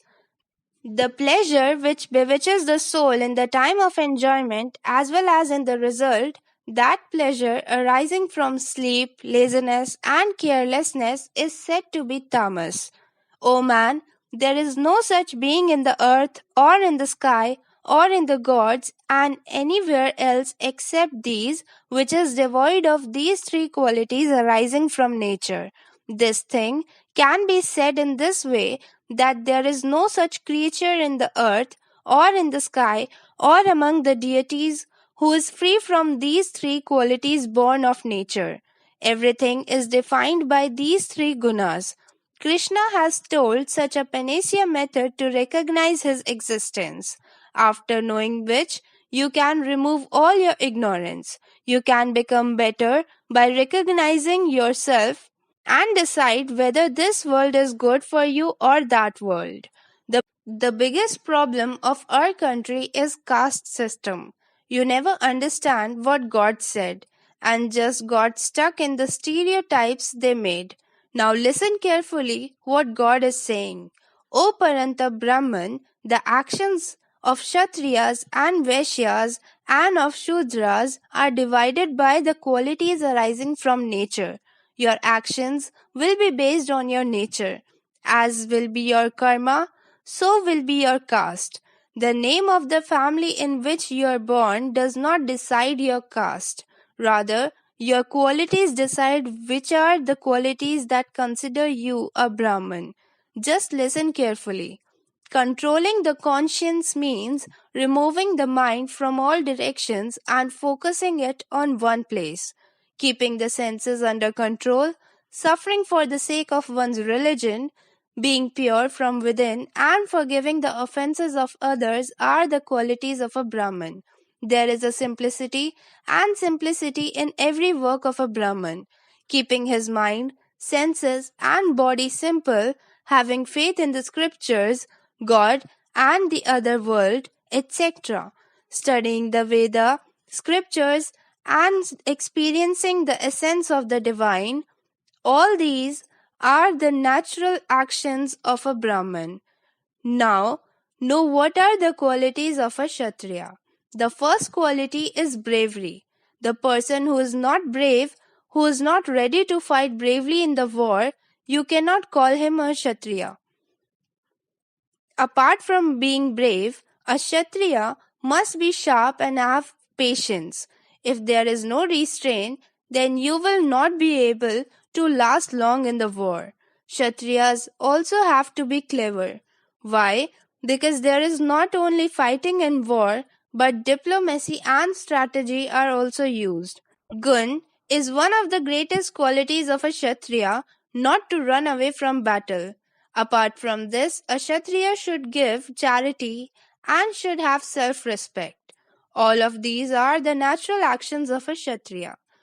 Lord Krishna is telling about Vaishyas that farming, cow rearing means keeping cows, and buying and selling are considered to be the natural deeds of Vaishyas. True behavior in the form of buying and selling means business. It is not appropriate for a true merchant to give less or take more than the weight, measure, and count, etc., in the buying and selling of goods. That is, dishonesty in the transaction and accepting the rights of others through lies, fraud, theft, and force, or in any other way. Being truthful in these is the natural work of Vaishyas. Lord Krishna tells about Shudra, that means those who have little knowledge, in which there is lack of knowledge. The one who has less knowledge and can get salvation only by serving all the three categories of people. There is no other option for him. If you do not increase your knowledge, then you will come in the category of Shudra, and then serving everyone will be the natural action of Shudra. A man engaged in his natural activities with readiness attains the ultimate perfection in the form of God realization. Listen to the method by which a man engaged in his natural work attains supreme perfection by doing work, by worshipping that Supreme Lord from whom all beings have originated and from whom this whole world is pervaded. Man attains supreme perfection by worshipping that Supreme Lord through his natural activities. Well behaved one's own religion is better than the religion of others, even if it is devoid of merit, because a man does not commit sin by doing the work of self righteousness as determined by nature. Therefore, one should not give up spontaneous action even if it is flawed. Why? Because, like smoke to fire, all actions are mixed with one or the other defect. A man without attachment everywhere, without desire, and with a living heart, through Sankhya Yoga, attains the supreme perfection of actionlessness. O man, O son of Kunti, in the manner in which man attains the Brahman by attaining that selfless perfection, which is the perfection of Gyan Yoga, you understand from me in brief. One who has a pure intellect and eats light, sattvic, and regular food, one who renounces words and eats solitude and pure country, one who controls the mind, speech, and body by restraining the conscience and senses with sattvic holding power, destroying attachment and hatred completely and taking shelter of resolute dispassion and renouncing ego, force, pride, lust, anger, and attachment, constantly devoted to meditation yoga, a man free from attachment and peace, to be integrally situated in Supreme God. Then the yogi with a happy mind, situated in oneness with the Satchidanandangan Brahm, neither grieves for anyone nor aspires for anyone.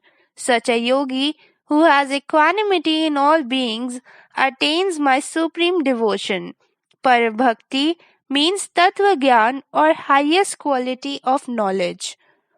Through that highest quality of knowledge, that is, through Tattva Gyan, a person knows me, the Supreme Soul, exactly as I am, and by that devotion, knowing me from the Tattva immediately enters into me.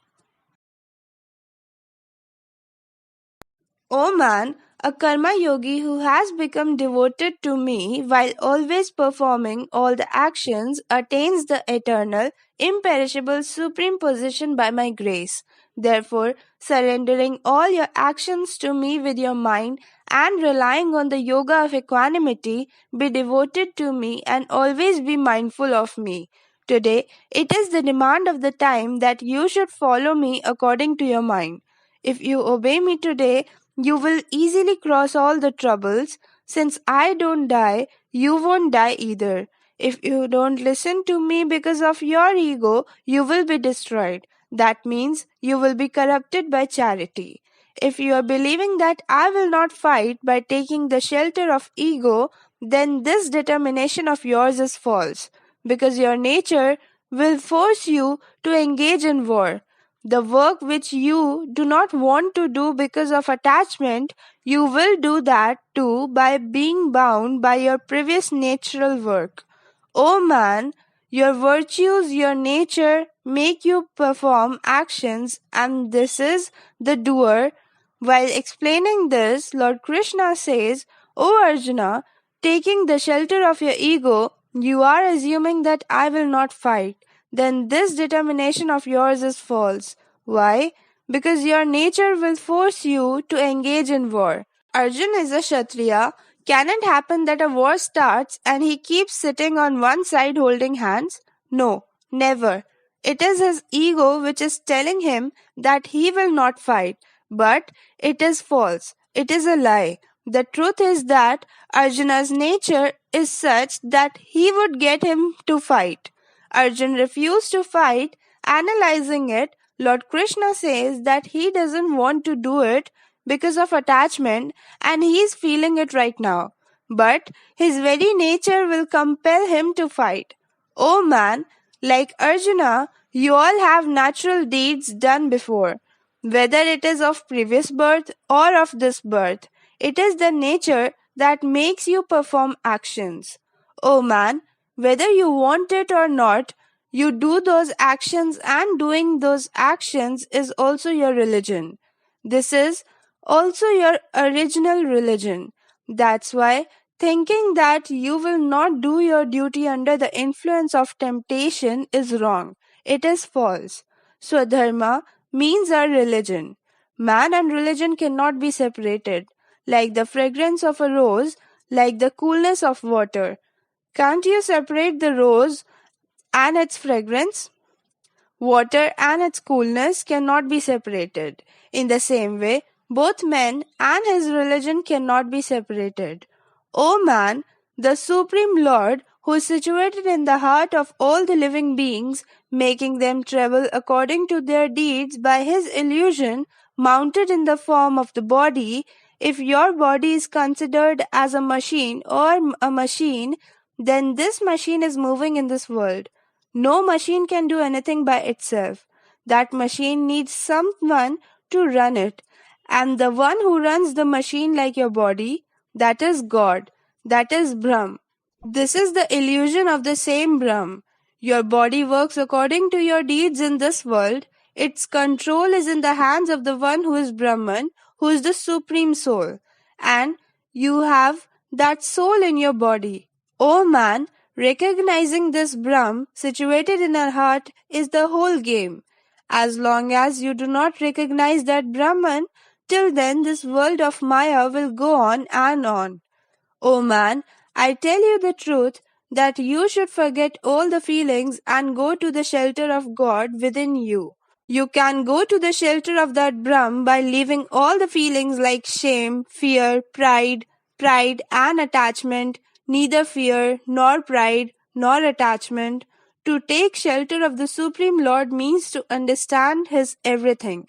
Contemplating the qualities effects, and nature of that God with full devotion and love, selflessly performing our duties as per His orders and surrendering to Him is the only way to attain supreme peace and supreme abode.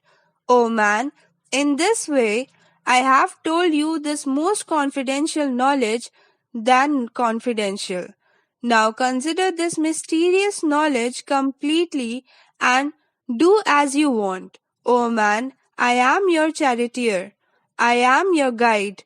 I am your teacher. What does the master do? That teacher teaches everything to his disciple and sends him to the test, that is, war.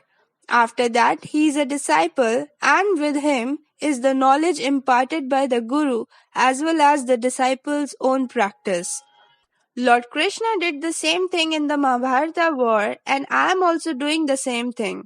After giving all the knowledge, Lord Krishna told Arjuna that now you do whatever you want to do. But the most important thing is that knowledge he has given to Arjuna is very confidential. No one knew about this knowledge except Krishna. Arjuna knows that Lord Krishna is also with me. Too, in the same way, the knowledge that I am giving you, no one else knows this knowledge except me.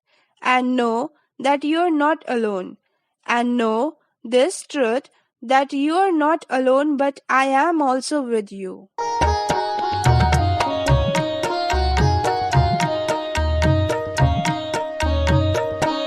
ब्रह्म ज्ञान का पाठ पढ़ाया, ब्रह्म ज्ञान का पाठ पढ़ाया आदिश्री ने, अद्भुत गीता का ज्ञान बताया आदिश्री ने, अद्भुत गीता का ज्ञान बताया आदिश्री ने।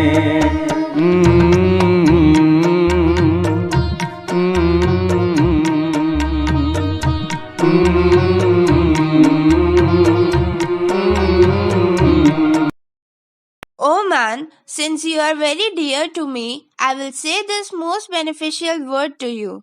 That's why you listen to the most confidential word, which is the most mysterious from all the confidential ones. Why? Because I like you and I wish you well. O man, according to your wish, I, the son of God Aadishri Arun, am putting the last sermon in the bag of your spread mind. I found that you really want to listen to my sermon. If you want to know what is lying with your intelligence and logic, then listen. My last sermon is only this much, that till now I have given you the education of knowledge, karma or yoga, etc. Forget that now.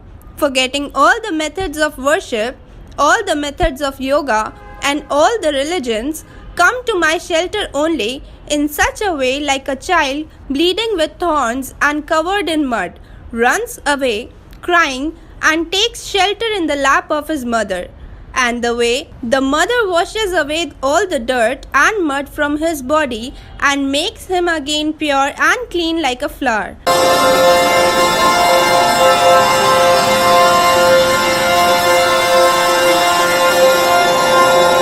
O man, in the same way, I will wash away the dirt of all your sins and make you free from sins. And by liberating you from all worldly bondages, I will grant you eternal peace. That's why Sarva Dharmam Parityajya Mamekam Sharanam Vraj Aham Tva Sarva Pape Bhayo Moksha Swami Ma Shuchaha. धर्म अधर्म के भेद भुलाकर तू मेरी शरणागत हो जा, तू मेरी शरणागत हो जा। सब पापों से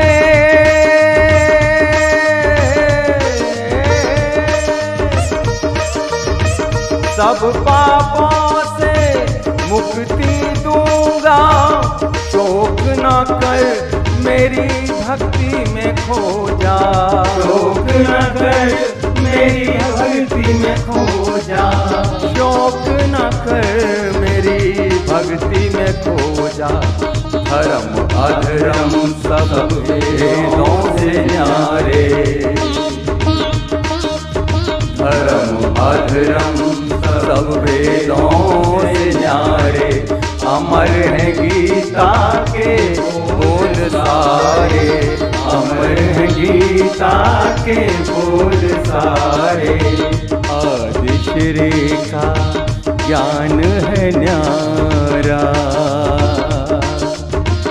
आदिश्री आदिश्री का ज्ञान है न्यारा, आदिश्री का ज्ञान है न्यारा। ब्रह्म ज्ञान के बोल है न्यारे, आदिश्री का ज्ञान है न्यारा। ब्रह्म ज्ञान के बोल है न्यारे।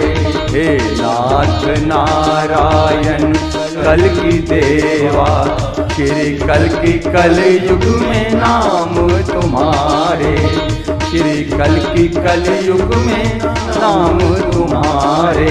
हे नाथ नारायण कल की देवा, एकमात्र आदि श्री हमारे, हाँ एकमात्र आदि श्री हमारे।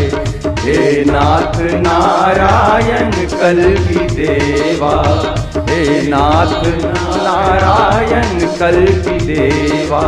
श्री कल की कलयुग में नाम तुम्हारे, श्री कल की कलयुग में नाम तुम्हारे। हे नाथ नारायण कल की देवा, हे नाथ नारायण कल की देवा। Oh man, whatever knowledge I have given you till now, forget it for now. Have you ever seen an innocent child? Just like an innocent child whose hands and feet are covered with mud, his pants and shirt should also be dirty, and he is crying profusely. When he sees the mother, he lifts both his hands up to go into the lap of the mother. What does mother do then?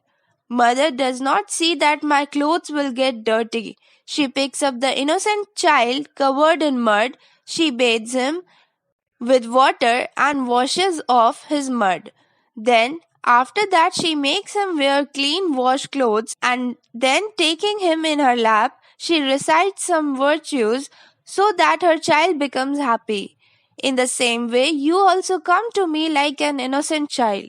Don't think that you are a sinner, or that you are impure, or that your thoughts are not bright, or that you are not wise.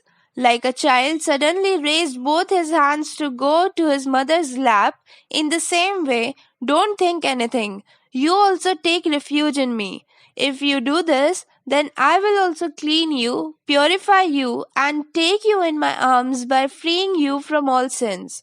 In other words, it can be said that by leaving all the religions, that is, all the duties in me, you come in the shelter of only one me, the Almighty God. I will free you from all sins. Do not grieve for this. Oh man, you should never say this song form mysterious sermon to a person without penance, nor to a person without devotion, nor to someone who has no desire to listen, and never to someone who sees fault in me. O man, the man who, having supreme love for me, recites this supremely mysterious Gita Shastra to my devotees, he will be attained by me only. There is no doubt about it. There is no one among humans who does work more dear to me than him. And there will be no one more dear to me in the whole world in the future. The person who will read the Gita Shastra in the form of a dialogue between us, both in this religious way, I will be worshipped by the Gyan Yagya by him too. This is my opinion. O man, the person who listens to this Gita Shastra with devotion and without any evil vision, he will also be free from sins and will attain the best of the worlds of those who do good deeds. Lord Krishna asked Arjun, did you listen to this Gita Shastra with concentration? And has your ignorance-born fascination been destroyed? In the same way today, I am asking you, O man, did you listen to this radiant Updesh of Gita with concentration? And has your ignorance-born fascination been destroyed? Arjuna replied that, O Achyut, by your grace, my delusion has been destroyed and I have gained memory. Now I am stable without doubt, so I will obey you. Now the question arises that, what answer do you give to me? Sanjay testifies to the conversation between Arjuna and Lord Krishna that, thus I heard this wonderful, mysterious, thrilling conversation between Sri Vasudev and Mahatma Arjun. Sanjay also said in the course of testifying that, by the grace of Sri Vyasji, having received divine vision, I heard directly from Yogeshwar Lord Sri Krishna himself saying this most confidential yoga to Arjuna. Sanjay told Dhritarashtra that, O Rajan, I am rejoicing again and again by remembering again and again this mysterious, benevolent and wonderful dialogue between Lord Sri Krishna and Arjun. Sanjay also said that, Hey Rajan, where Yogeshwar Lord Sri Krishna is, and where Gandiv bow bearer Arjun is there is Shri, Vijay, Vibhuti and Achal Niti. This is my opinion. Now the question arises that, what did you hear from me? What did you think of my strength? How did you know my Vibhuti? And what do you think about me? Tell it, and like Sanjay, give testimony to it among the people. O man, this was the radiant Updesh of Gita chapter 18, in which I disclosed very mysterious and secret things. O man, this knowledge is the link between this world and the other world. O man, today you heard the last chapter of Radiant Updesh of Gita chapter 18. Today, the Radiant Updesh of Gita means that the upheaval knowledge of Gita ends. Now think for yourself whether you want a good life. Should you go this route? Now you have to decide. Since I love you very much and I wish the best for you, that's why I gave you the ultimate, best and most confidential knowledge. This knowledge, including science, is the king of all the knowledge, the king of all secrets, very pure, very good, directly fruitful, religious, very easy to use and imperishable. Now today, I, the son of God Aadishri Arun, take leave of you. Thank you.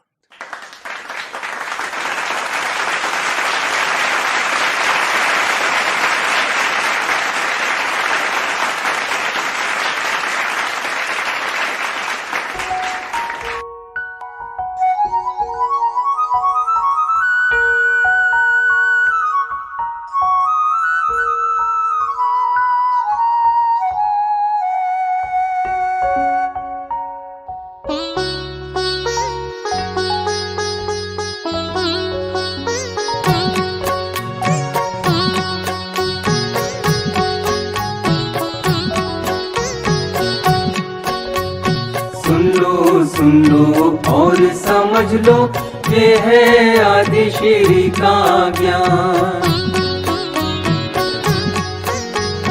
चाहे कह लो अमृत वचन तुम, चाहे कह लो गीता का ज्ञान।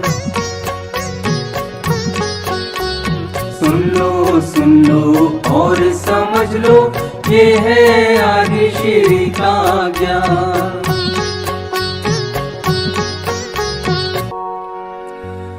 जीव भूमि पर लौट कर सब लोकों से आए, वो नहीं लौटे फिर यहाँ, शरण जो मेरी आए।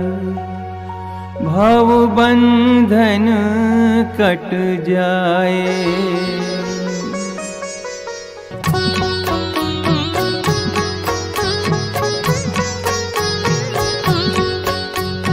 जो भी दुराचारी पापी हो, जन्मों जन्मों पाप कमाए। लेकर मन में भाव प्रेम का, मेरी शरण में जो आ जाए। धर्मात्मा हो जाता है वो, धर्मात्मा हो जाता है वो, जो भी मेरा ध्यान लगाए। मेरे भक्त का नाश ना हो कभी, जन्म मरण से मुक्ति पाए। आश्रित मुझ पर मेरी कृपा से, शाश्वत शांति परम सुख पाए। मुझ पर आश्रित मेरी कृपा से, शाश्वत शांति परम सुख पाए। श्रेष्ठ पुरुष इस पथ पे चले तो, चलते हैं सब प्राणी पीछे उनके। उनका दिया आदेश उन्हीं का, आचरण करें सब लोग उन्हें सुन के। मेरे लिए कोई कर्तव्य न अप्राप्त कुछ, फिर भी चलूं मैं अपना कर्म पथ चुन के। ऐसा न करूं तो मुझे हानि होगी अर्जुन, मुझको आदर्श माने लोग सारे जग के। अर्जुन संसार को तो केवल एक वृक्ष जान, वृक्ष की वो जड़ जिसके ऊपर की ओर है। ब्रह्मा जी प्रमुख सार वेद जिसके पल्लव है, आदि मध्य अंतरहीन और है न छोर है। पल पल ये बनते बिगड़ते ही रहते हैं, बैराग की कुठारी को काटना कठोर है।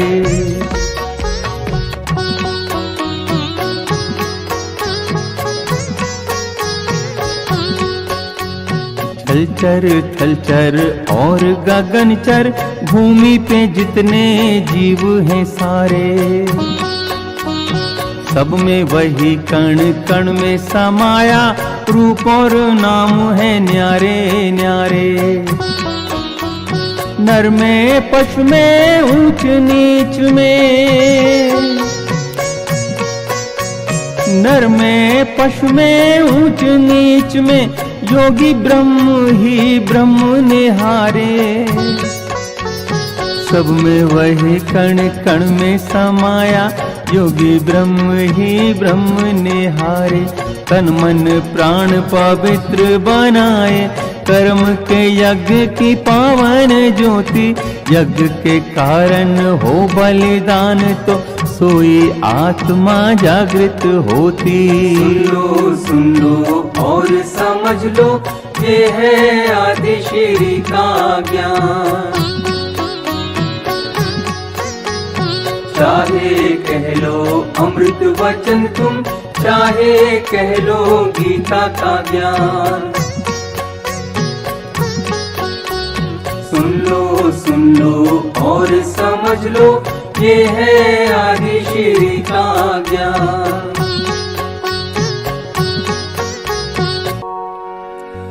किसी देव को पूज लो, या धरो किसी का ध्यान। मैं ही आत्मा सिद्ध करूं और दूं मैं ही वरदान, दूं मैं ही वरदान।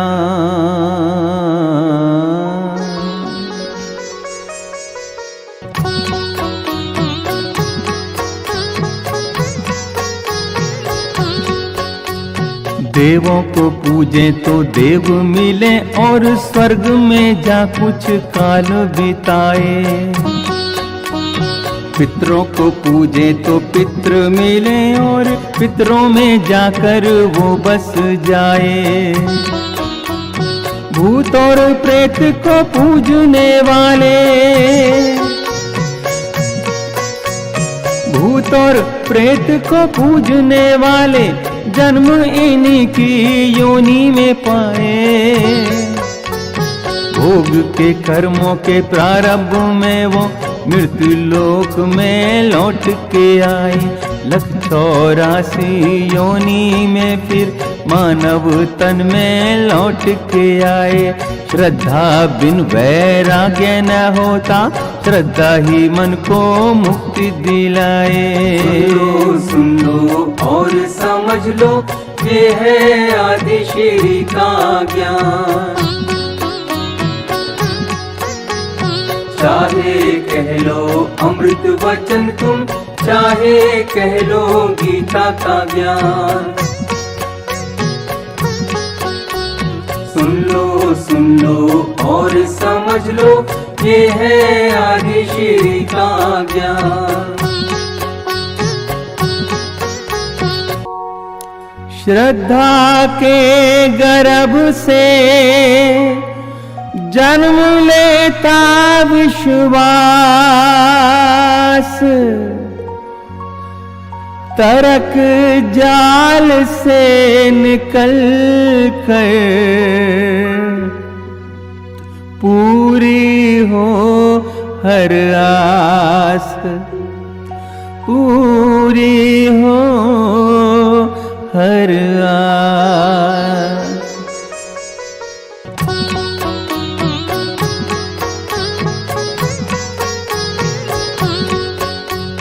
श्रद्धा के बिन प्रेम नहीं है, प्रेम बिना मुझको ना पाए। प्रेम के बिन कोई भक्ति नहीं, तो कैसे फिर वो मुक्ति पाए। निराकार हूँ मैं ही साकार हूँ, निराकार हूँ मैं ही साकार हूँ। प्राणी भेद ये जान न पाए। मैं ही आरंभ हूँ और मैं ही अंत हूँ, लोक पर लोक के दर्शन पाए। नित्य अजन्मा ब्रह्म हूँ मैं ही, मुझ में ही सारी सृष्टि समाए। अलख निरंजन हूँ, दुर्लभ असाध्य हूँ। पर भक्ति भरे नैनों को मैं सहज ही प्राप्त हूँ, सहज ही प्राप्त हूँ। निराकार ब्रह्म से न होते संतुष्ट, कई चाहते हैं देखना समीप अपने इष्ट को। एक एक पग कर चलते ही जाते, वो ही पहुँचते हैं अपने निर्दिष्ट को। अरे एक एक पग कर चलते ही जाते, वो ही पहुँचते हैं अपने निर्दिष्ट को। निराकार ध्यावे या वो ध्यावे साकार रूप, दोनों प्राप्त करते हैं परम पद विशिष्ट को। सुन लो और समझ लो, ये है आदिश्री का ज्ञान। चाहे कह लो अमृत वचन तुम, चाहे कह लो गीता का ज्ञान। सुन लो और समझ लो, ये है आदिश्री का ज्ञान। आदिश्री जी दे रहे गीता का ये ज्ञान, साक्षात है सामने। कर लो अपना कल्याण, कर लो अपना कल्याण।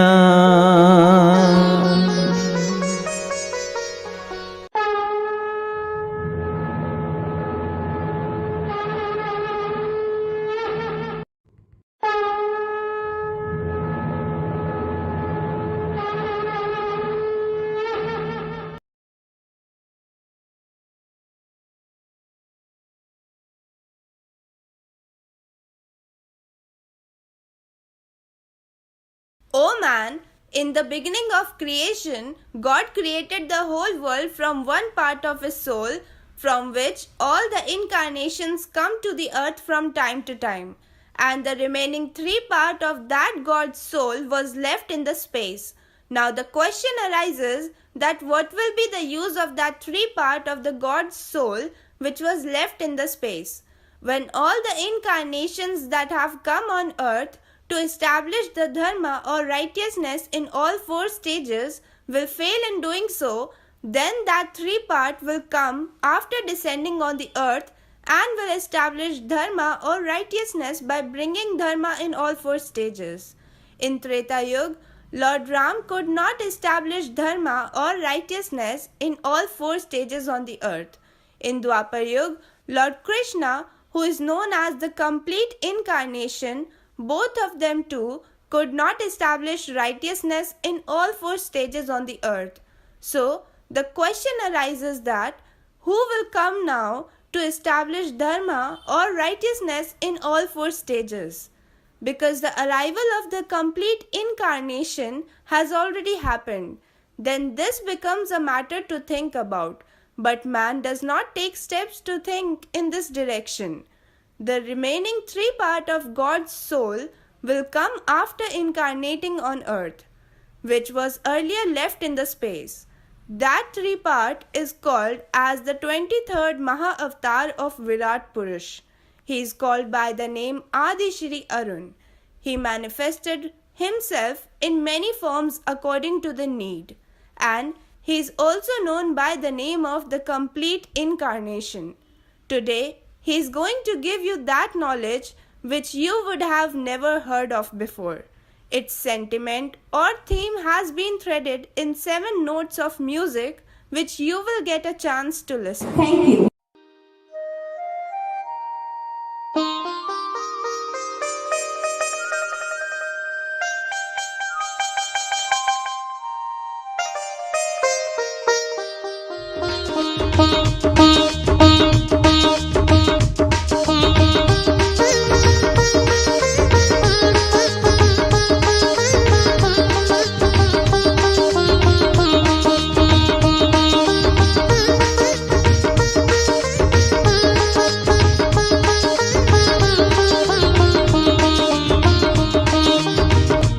बहती रहेगी ताकि गंगा, बहती रहेगी ताकि गंगा, भक्ति और धर्म की धारा, भक्ति और धर्म की धारा। आदिश्री के संग गंगा में करता रहा स्नान जग सारा, करता रहा स्नान जग सारा। धर्म अधर्म के भेद भुलाकर तू मेरी शरणागत हो जा, तू मेरी शरणागत हो जा। सब पापों से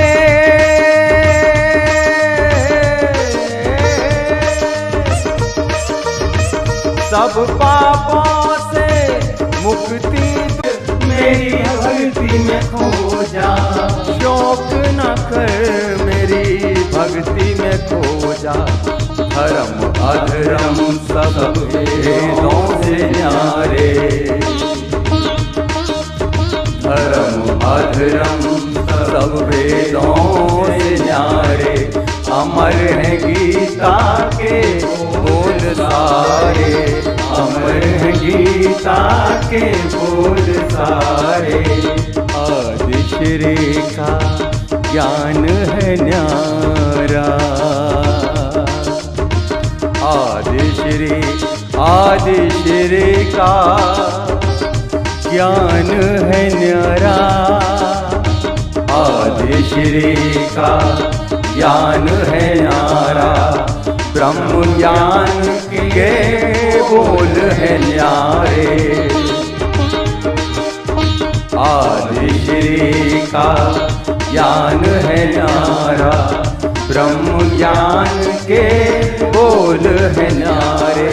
हे नाथ नारायण कल की देवा, श्री कल की कल युग में नाम तुम्हारे, श्री कल की कल युग में नाम तुम्हारे। हे नाथ नारायण कल की देवा, एकमात्र आदि श्री हमारे, हाँ एकमात्र आदि श्री हमारे।